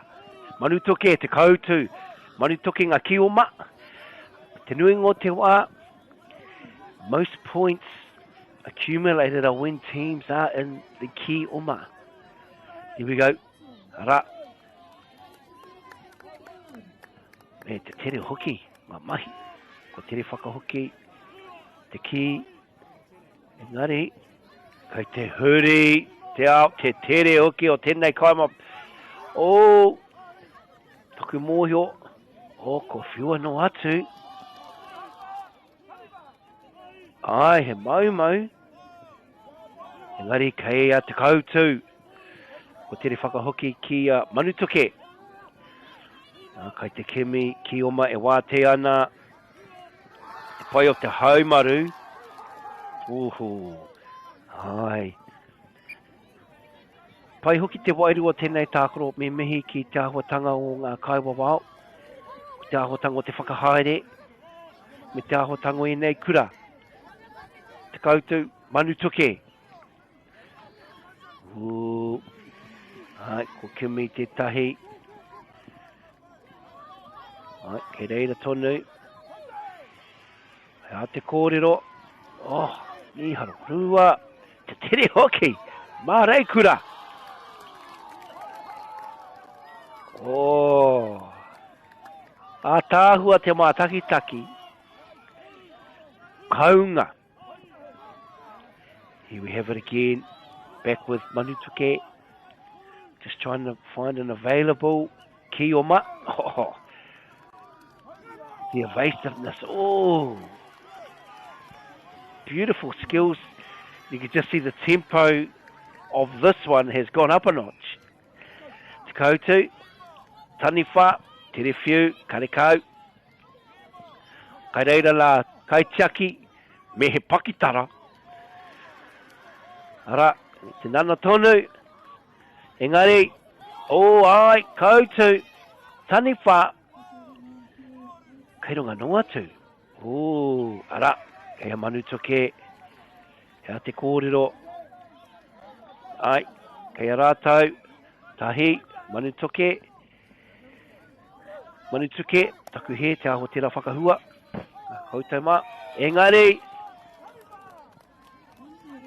Hea te kōrero a te kaiwawau. Taku mōhio. Kau. Harau I te kaiwawau. Me waiho e rā karanga ki aia. O te raki a raua. Ka pai. O, he toko maha kei tērā pito o te ao. Hea te kōrero Manutoke. O. Te Koutu. Peke, whiu.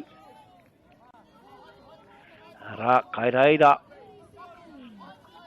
O, kōia. Kai reira tonu. Ara. Kai oia.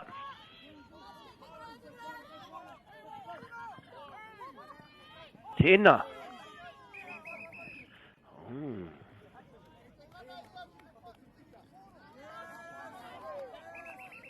Kai re tonu.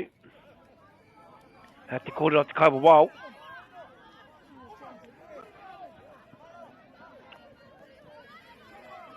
Rima, rua, te Koutu Manutoke. Te Koutu ngā taniwhai tēnei wā. Oh. Engari, oh, te Koutu. Haere tonu. Kai te tūnoa. Ko waiho maa ngā taniwha. Ka pai Manutoke. Kai a rātau. Ko whakahoki ki wainga. Hea te kōrero. Manutoke. He wau te kimi Ki-o-Ma e wāte ana. Nā te pai o te haumaru. Whakaia nā kua kimi kua whai pero. Oh, kāho hea te kōrero a te kaiwawau. Kai te wānanga. Oh, a tāhua tērā. Ai, ko whai pero. Ko whakai. Ai, ko whakai. He piro. Ara. Haere tonu i te wā. O, a tāhua tērā rautaki. O, kāroha. A, pau te wā te wahanga tuarua.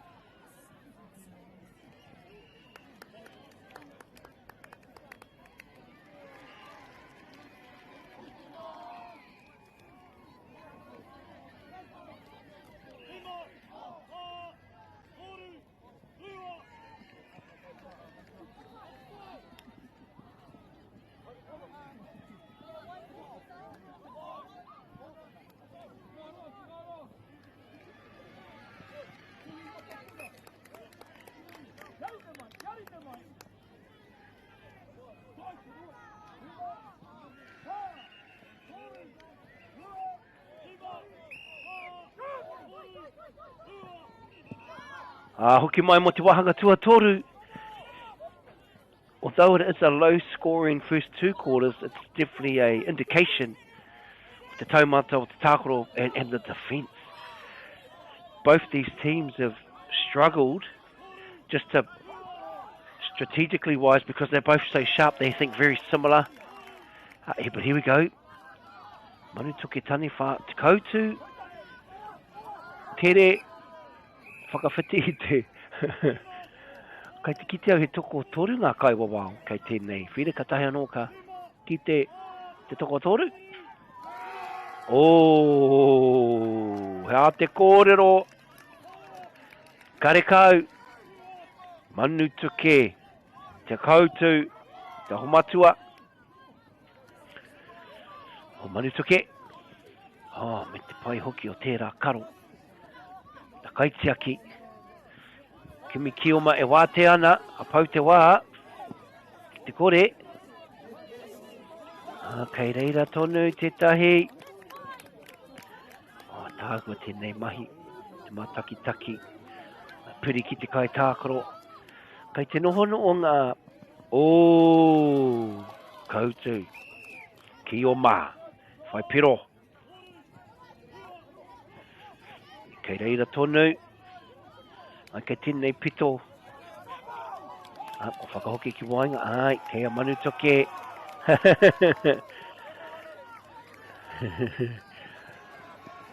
Ko te wairu a whakataitai tērā. Tehi te wehi. Tāhua. Me mehi ki ngā kaitiaki. Oh.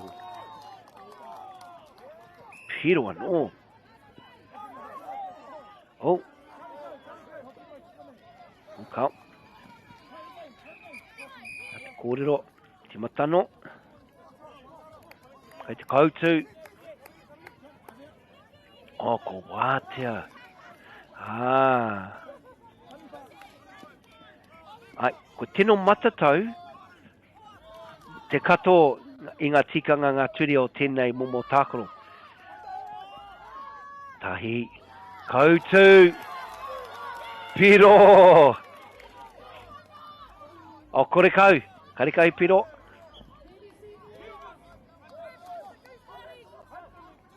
Oh.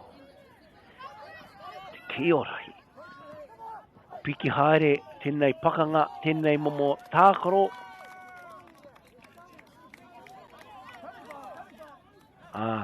Nā, kari whai whakai kia karo. Nana te tangata ki te tango I te haki ki te karo tana ringa he hāmene tērā. Engari, nā te tere o tēnei tākaro, he waiwa te mātakitaki, te a tāhua te haumarau, arata take kei reira tērā, kai tākoro, te mahitahi, whitu, te koutu, toru manutuke, wahanga tua toru, tēnei te kemi tua whā, i tēnei ata, te rangi tuarua, te whakataitai Kī-o-Rahi 2026. Whira whitu, scintillating stuff on whira whitu. Ka rawe, te koutu, huri haere, ko kimi, tētahi kioma e wāte ana.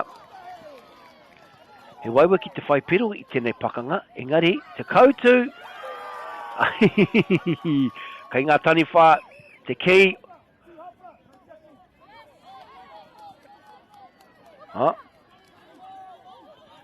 ai ki te kaiwa wau, he tūhapa tērā, engari kei a manutoke, nana ki te whiu, te tupu, karakau.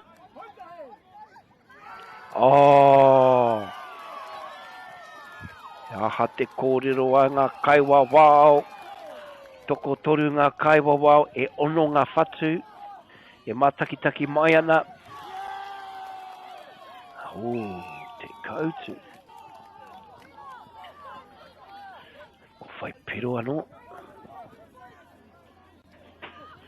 He rangi, kimi ki o mai wā te ana. Ai, kai te umahaere, huri haere te ao, tahi, te whakahoki, te moainga.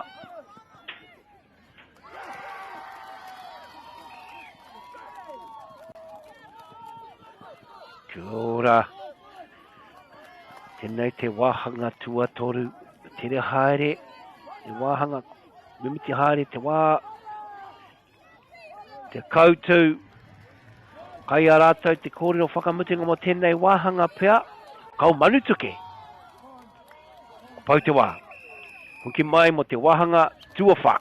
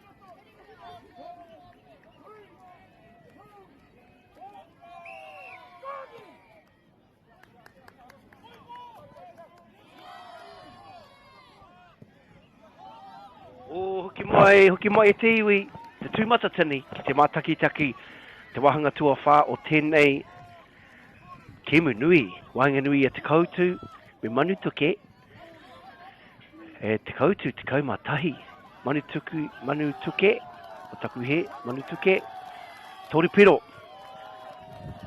ko ngā kioma, ko huri a te koutu, kariwhakai, ai, kari whakai, ki te whiu, te ki, kei raro i ngā poko hiwi, no reira, ko puta tērā kai tākoro.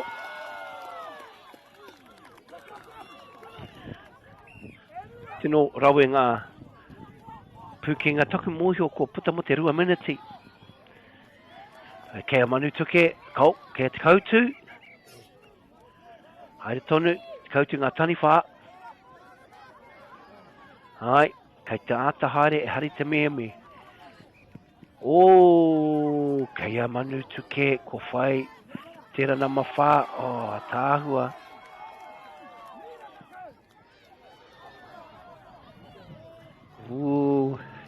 Whākanga, nui kai te kiti mai koutou, te toko maha e mātakitaki mai ana i tēnei pakanga Kī-o-Rahi, te koutu manutuke. Haere tonu. Ai, manutuke. Manituke kei rātou te ki. Kimi ki o mai wā te ana. Hahei. Oh. Kaori whakai ki te nono ke.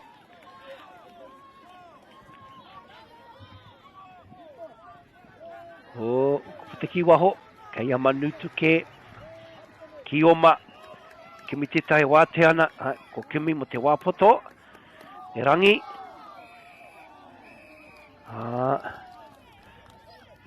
O hea te kōrero. Ko te mai te hi te wehi. Te rea ngoi nei rangatahi. Ka pai. Tau te kēmu.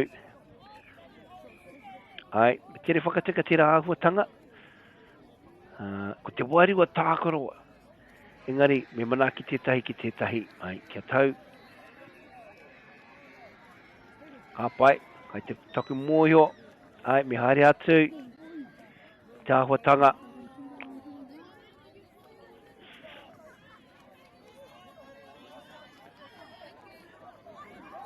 Tēnō rawe te whakahaere tango ngā kaiwa wao.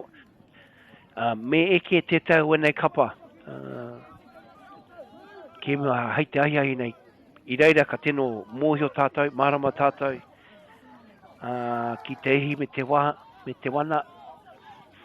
Te wehi o tēnei tākoro. Kei a manutuke. Kimi ki o mea wā te ana. Kei reira mo te wāpoto. Tāhei. Rua. Kei te haere tonu. Toru. Whā. Me whai. Karoha. Haere tonu. Manutuke. Ki o mai wā te ana. Kore kau. Te haumaru. Hea te kōrero a te kaiwa wao. Ai, haere tonu, te tira hoki o tira nama whā, engari, tango I te haki. Ai, ki te au, kaiwa wao, toko whā. Engari, kai tau e mātaki mai hana, aroa mai kei te raru te maiki, reire ki te.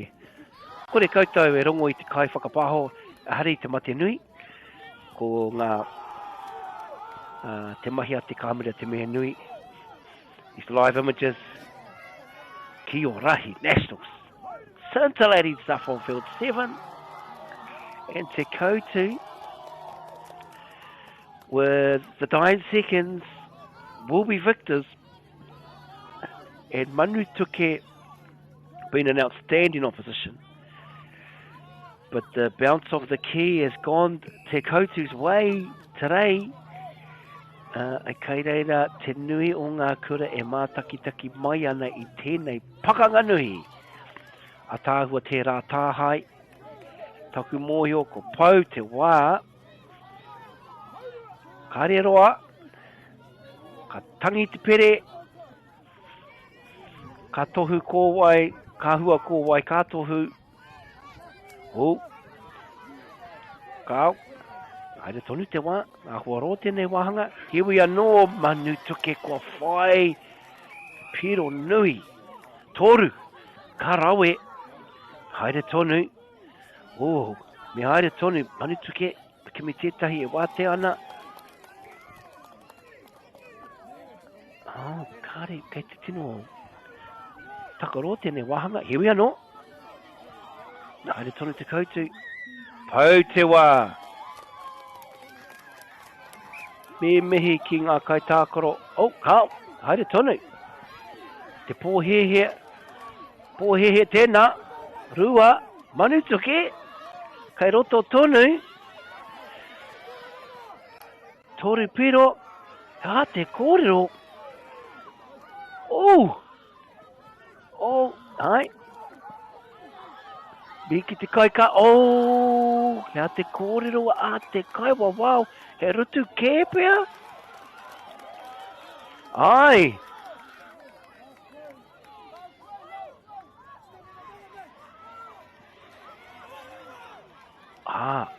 Ka puta te pōro, ko tangora ane te haki. Me ata haere. A te kōrero, he nui ngā kaiwa wao. Kaua ko te toko whā e mau ana i ngā tiha te mawhero anahi.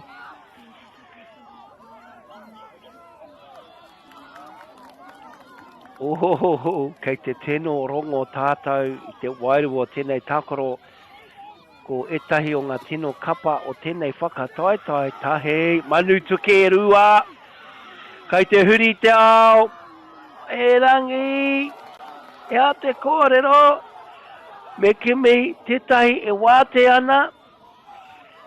Kaore kai, oh, ko whai piro, e a te kōrero a te kai wa wautaku mohi o toru piro.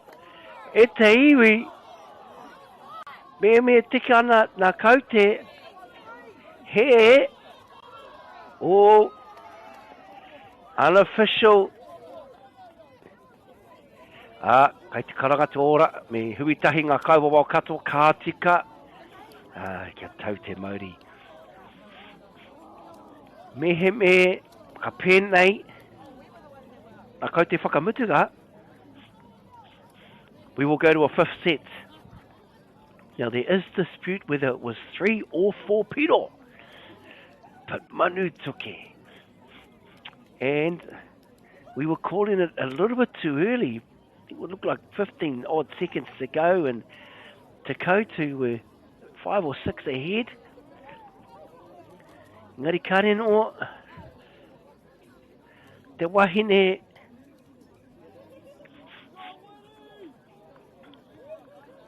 tērā kōrero tērā, waiata, tana waiata, kei te wānanga tonu,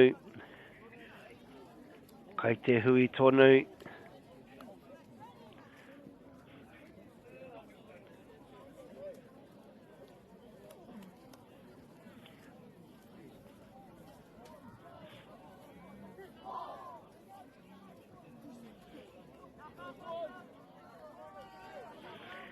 ka hoki mai e nei kapa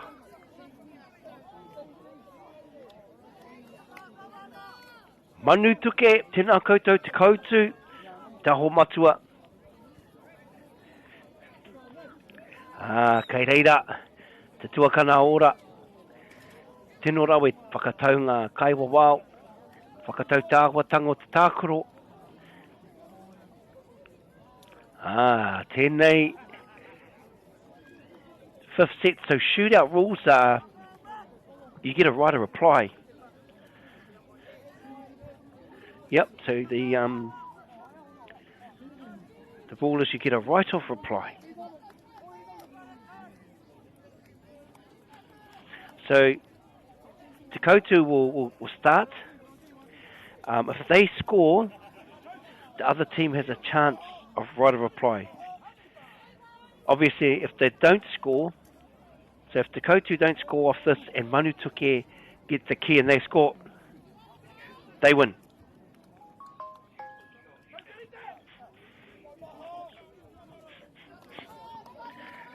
Anei e hoama, this is drop off to the second one we've had this morning, back to back. Back to back. Here we go, Ngāti Ruanui and the Saints went to a drop-off. And the Saints came from behind to draw it up, and then they won it in overtime. But here we go, Te Koutu. Manu Tuke.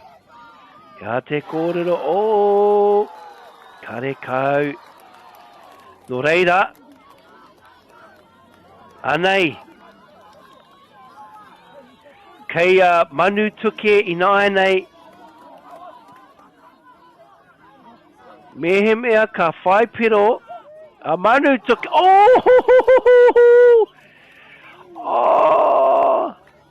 nai nei me heke tētahi kai tākoro o ia kapa. Nā? Ko heke ngā nama.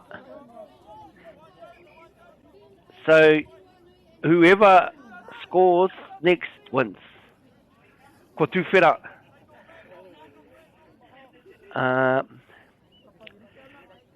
Hari te mea ka tīmata I te whanae nai nei. Kai te ki...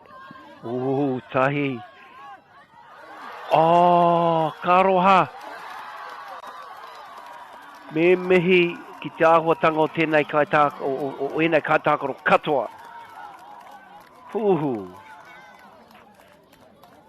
Pakanga nui. Manu tuke. Kanui ngā mihi ki o koutou te Koutu. No reira te iwi. Hoki mai mo te wahanga. Whakamutunga I tēnei ata. A koko ake nei.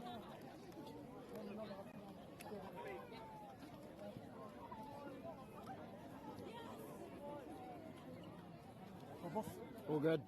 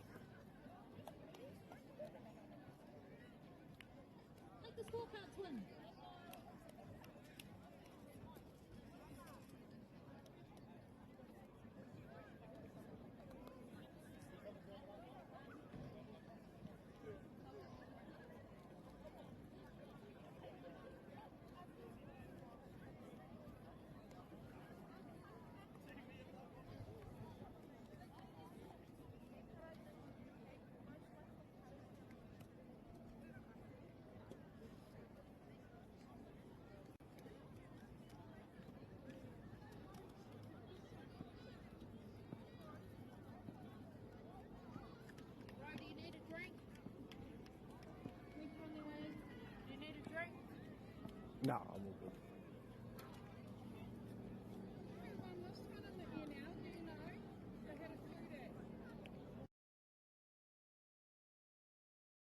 Okay, Kawa are on their way now.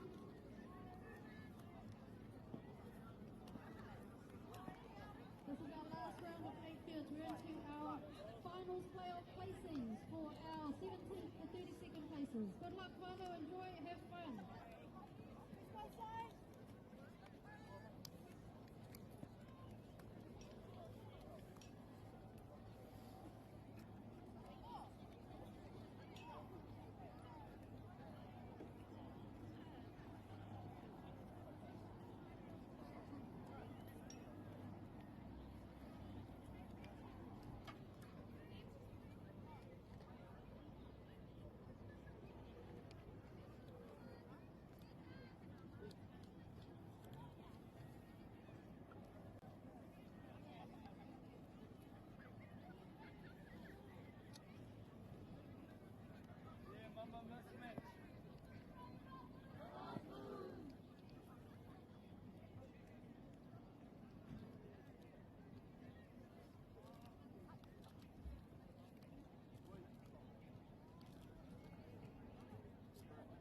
Tom and Thomas should be on field 3, should be hitting it up.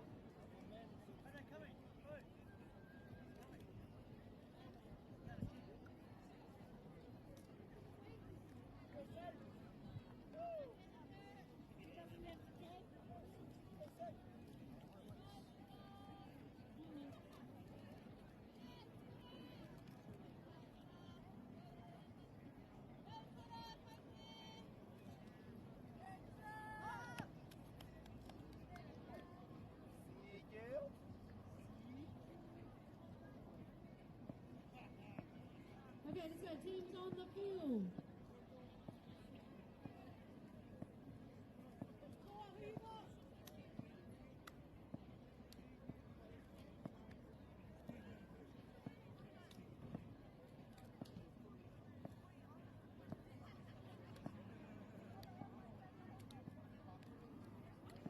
Let's go, teams. Seconds.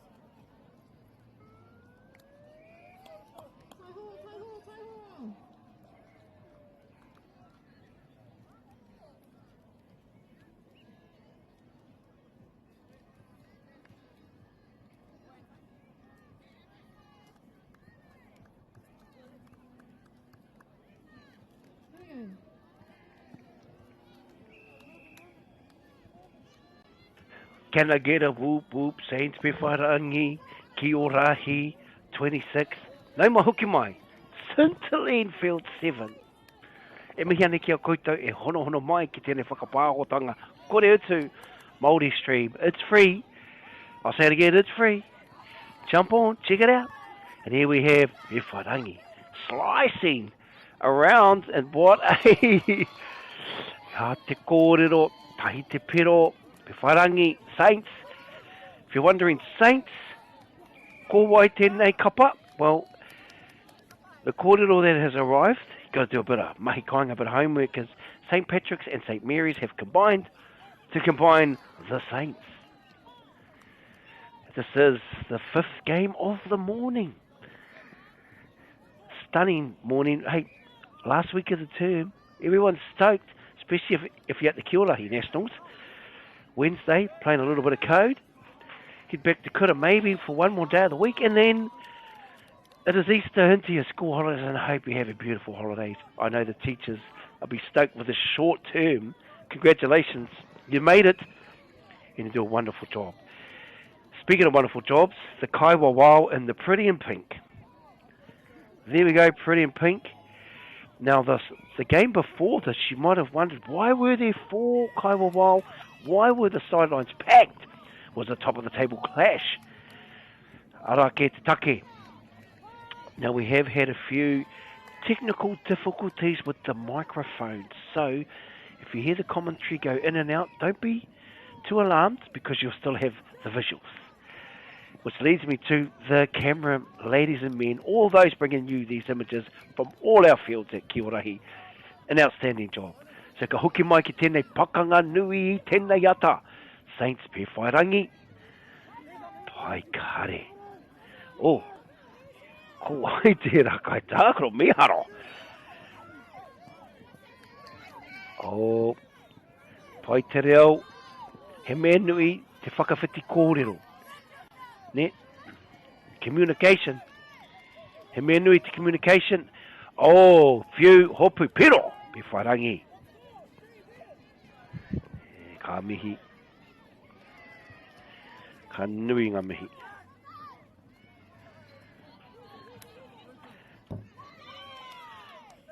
E haere tonu.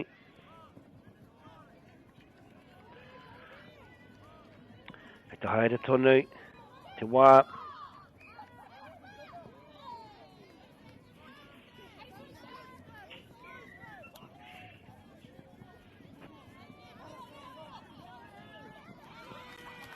Oh, pai te wairua tākoro I wainganui e nei kapa e rua.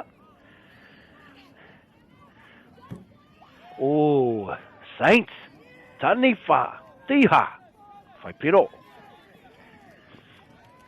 Na, kai awai.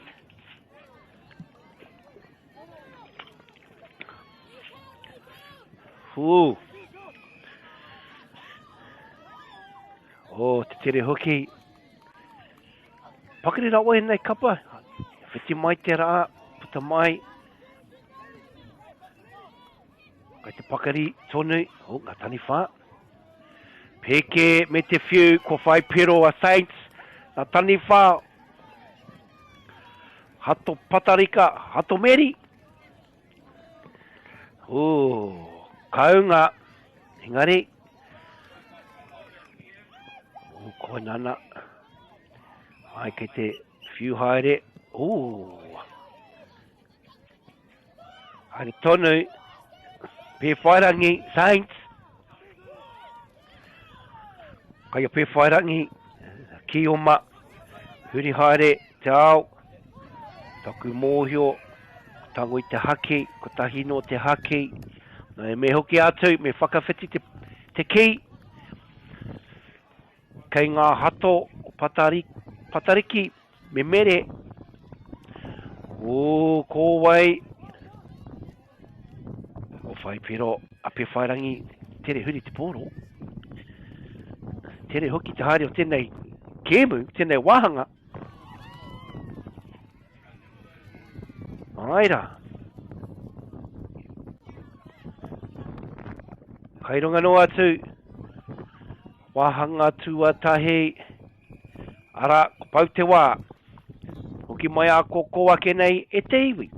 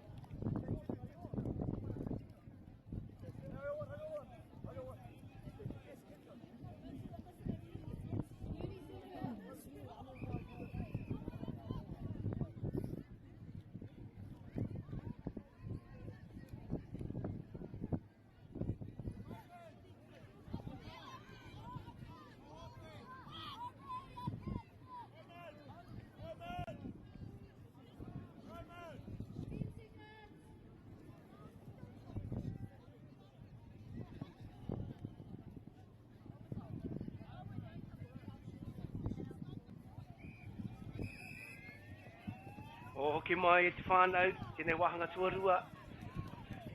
Ko huri tūrangi nai nei, no reira ko hato patariki, hato mere, ko ngā Saints. Ara, ko ngā ki uma. Tēnei wā, te whairangi. O, ko ngā Taniwha. Ki te huri te ao.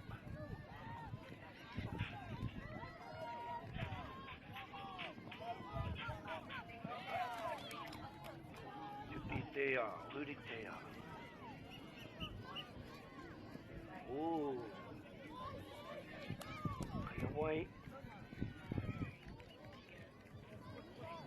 Kaya huri haere.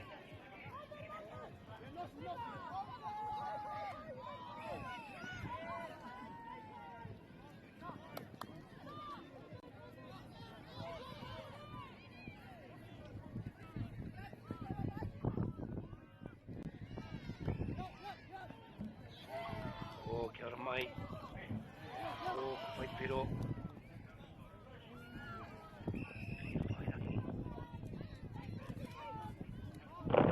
Te kōrero ati kai wau. Peowhairangi, a Kioma, I Tahei, Rua, o engari, karikai hake, o hea te kōrero, Rua pero, ki ngā Saints, Kioma, wai te haumaru, ke mi tētahi wā te ana, a tāhua tērā whanako, engari, ko hoki atu te ki, ki ngā hato, hea ha te mahi, rua anō, waru whatu, haere tonu, mihi ki te tikau mātoru, te haumaru, mo te hemo tonu atu, ma te ururoa, au te ki waho,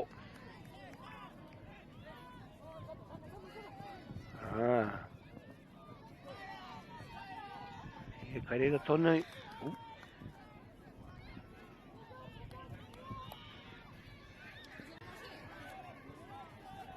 kai awai, tino tata tēnei wahanga,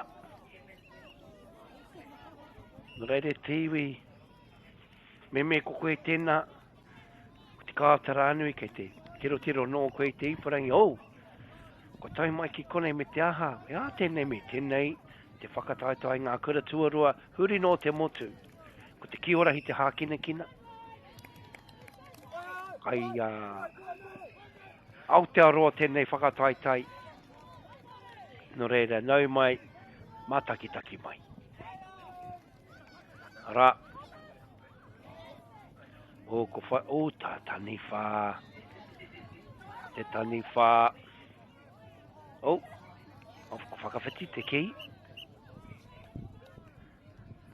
kai Peowhairangi, ko puti ki waho, e rangi, mehi ana,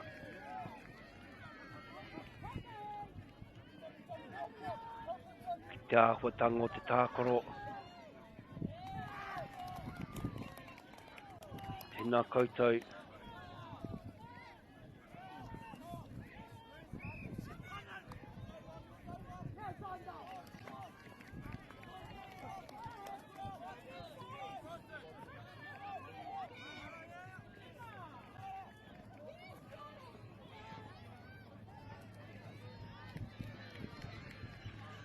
ki mai whānau, ko ngā hato, patariki, me mere, ko piki ake ki te kaumarua ngā piro, I roto I te wāpoto.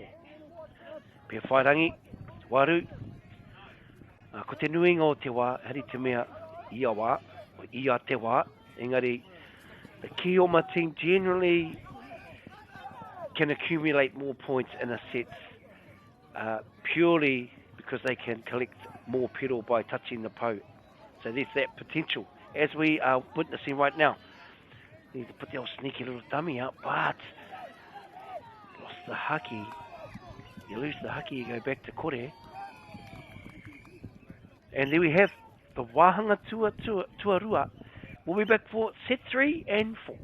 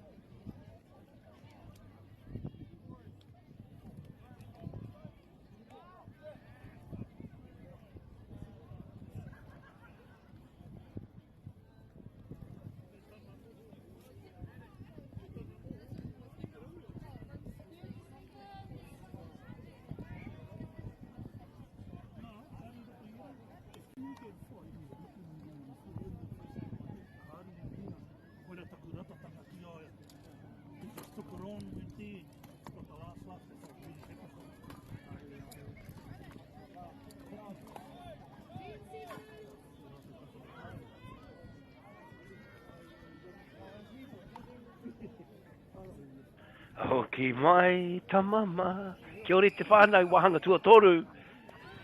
Hato patariki, hato mere. Ko piritahi, ara ko ngā hato. Saints. Peowhairangi. Mihana kia koutou. Here we have Saints, the Taniwha. Ko whai piro anō. Ka karikau. 13-8. Oh, kari whakai ki te kume ngā tarau. Kemu rere ke te rā kemu. Engari hoki mai.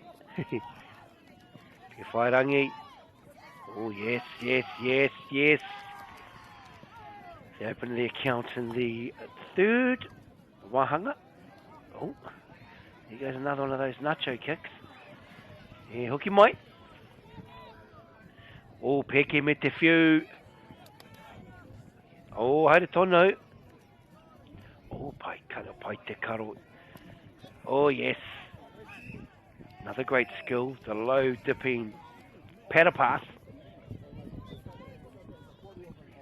Saints, Taniwha. Moving the ball around, but a deception. Oh, there we go again. Saints. Yes, and they like to get a big picky with a big few. Oh, one defender. Oh, couldn't quite juggle that. But good teamwork. Good ball movement. There he goes again. So he's got the pick here and he's got the few. Oh, there we go. We have found our pipe.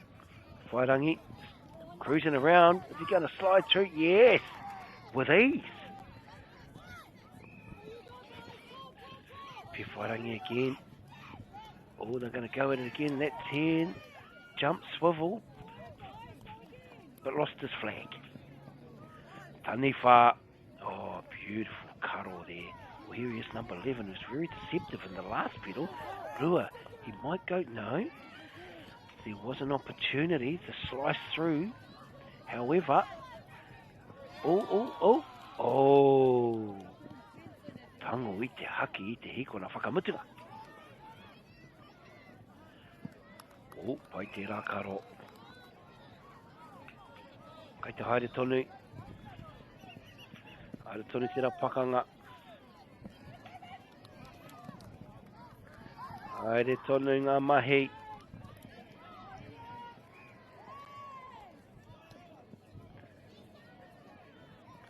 Field 7, scintillating. Kī-o-Rahi 2026. Oh, a little bit of showdown there. Oh, a little bit of class in the clutch. Just trying to find a te tahi e wā te ana, ko tango I te haki, a tāhua. Kai tāto haere, te mahi o tēnei tua ngāhuru, mō ngā Saints. Swagger. Ia te kōrero. Te kōrero a te kaiwa wao. Koia kei aia. O kei reira. O kua whai pero anō. Peowhairangi. Tēnei wahanga tuatoru. Ara, ko whai pero anō. Ai. Te mai o tērā waru no ngā hato Saints. O kau. Okay, Saints, te ki, peke, o tahi te pero. Ki tau te ringa te kaiwa wao e ki ana tahi te pero. Okay, Saints, o kau, I whairangi, o. I whairangi tonu, ra, kai tērā nama te kaumātahi. O, a tāhua tērā. Tango I te haki. Saints. Toko toru noi ho. Ngā Taniwha. Oh, māmano. Hopu I te ki. Oh, ai he te kioma e wā te ana. Tā hei. Oh, wai māui. Tepe. Tepe tītaha. Oh, tā hei. Haere tonu. Rua. Oh. tango i te hake. Kaironga no atu. Pau te wā te wahanga tuatoru. Ka hoki mai mo te wahanga whakamutunga.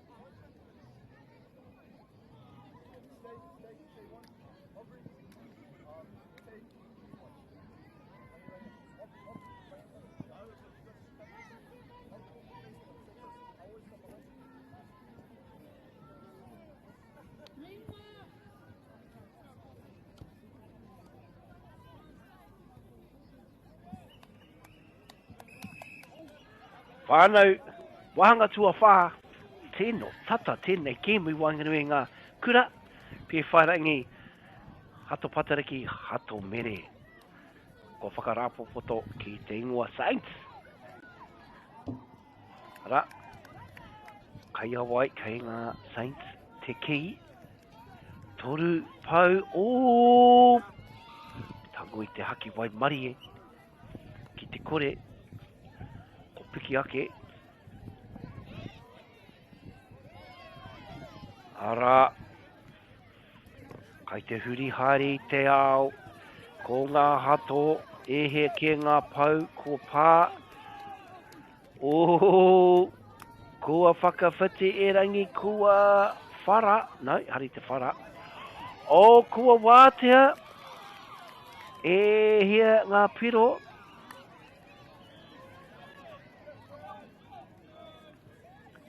Kore kau. Kāroha. Kāroha. E rangi. Kei runga no atu. Rā kai ngā hato. Saints. Te ki. Ke te huri. Saints tahi. Tango i te haki. Me whakawhiti.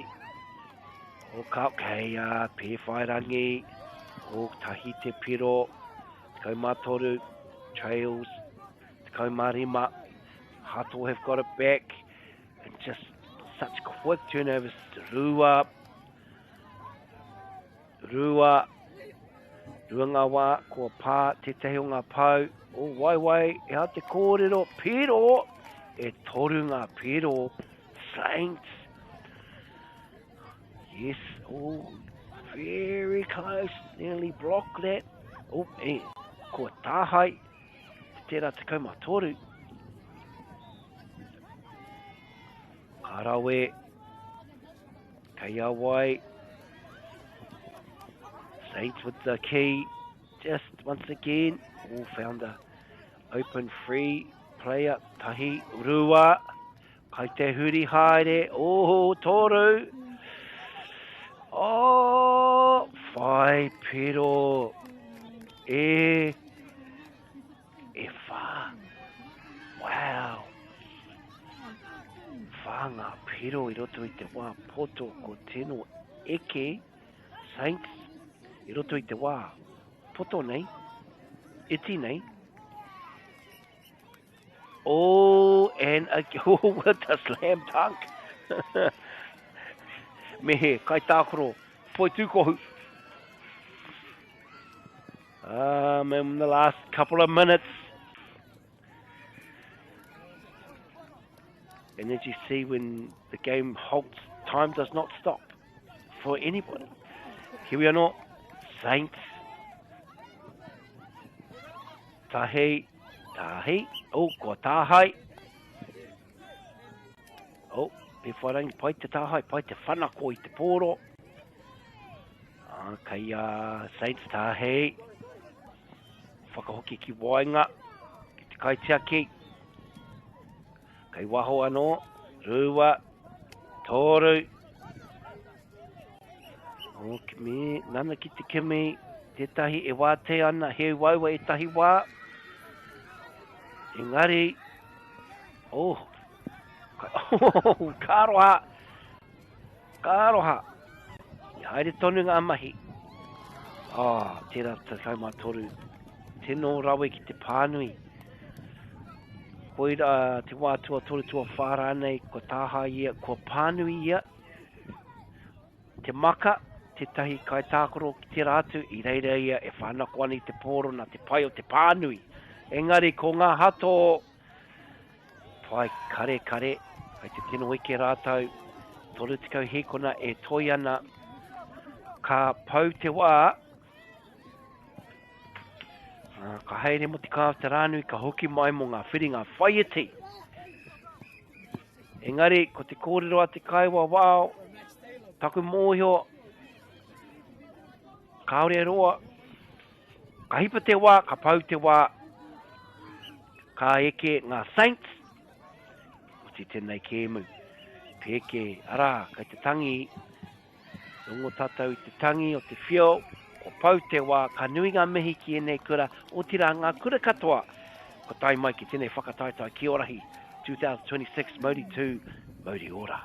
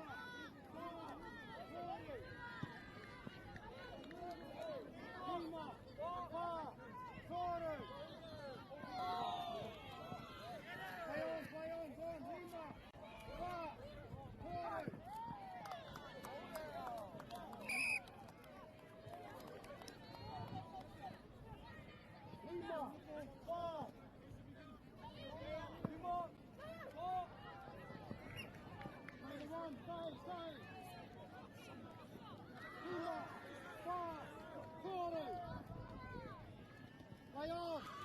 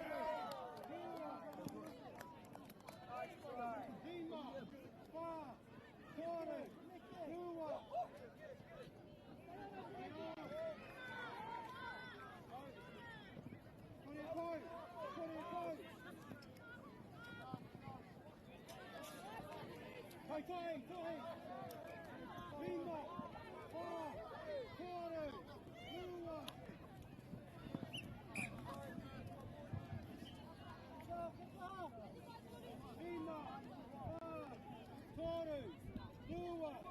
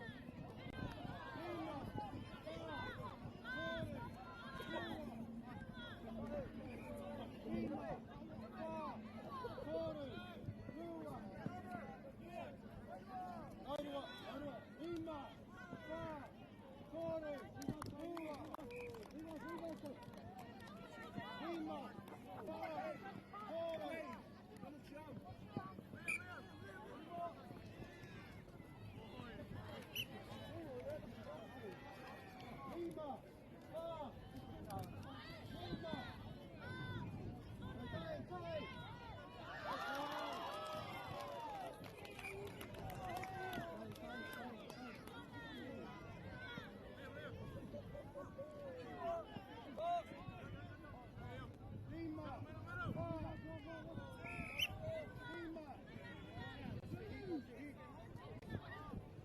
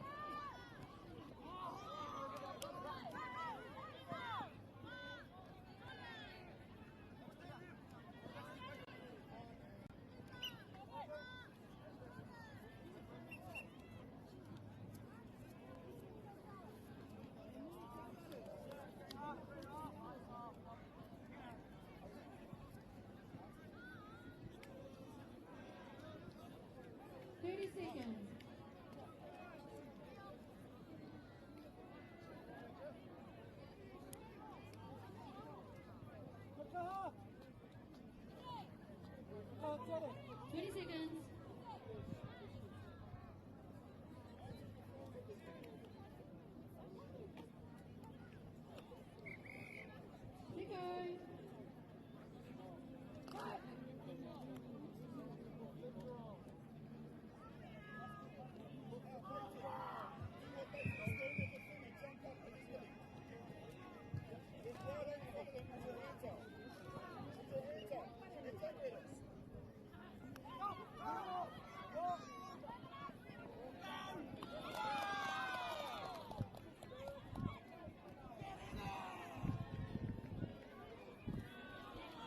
Let go.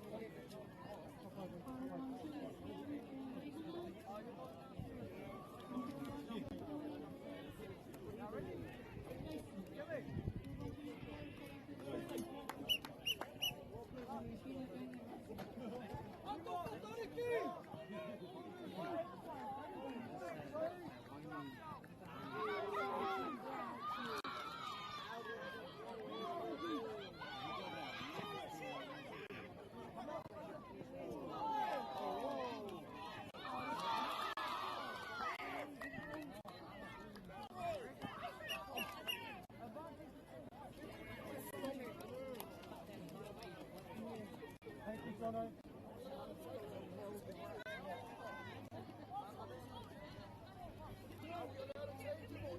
No.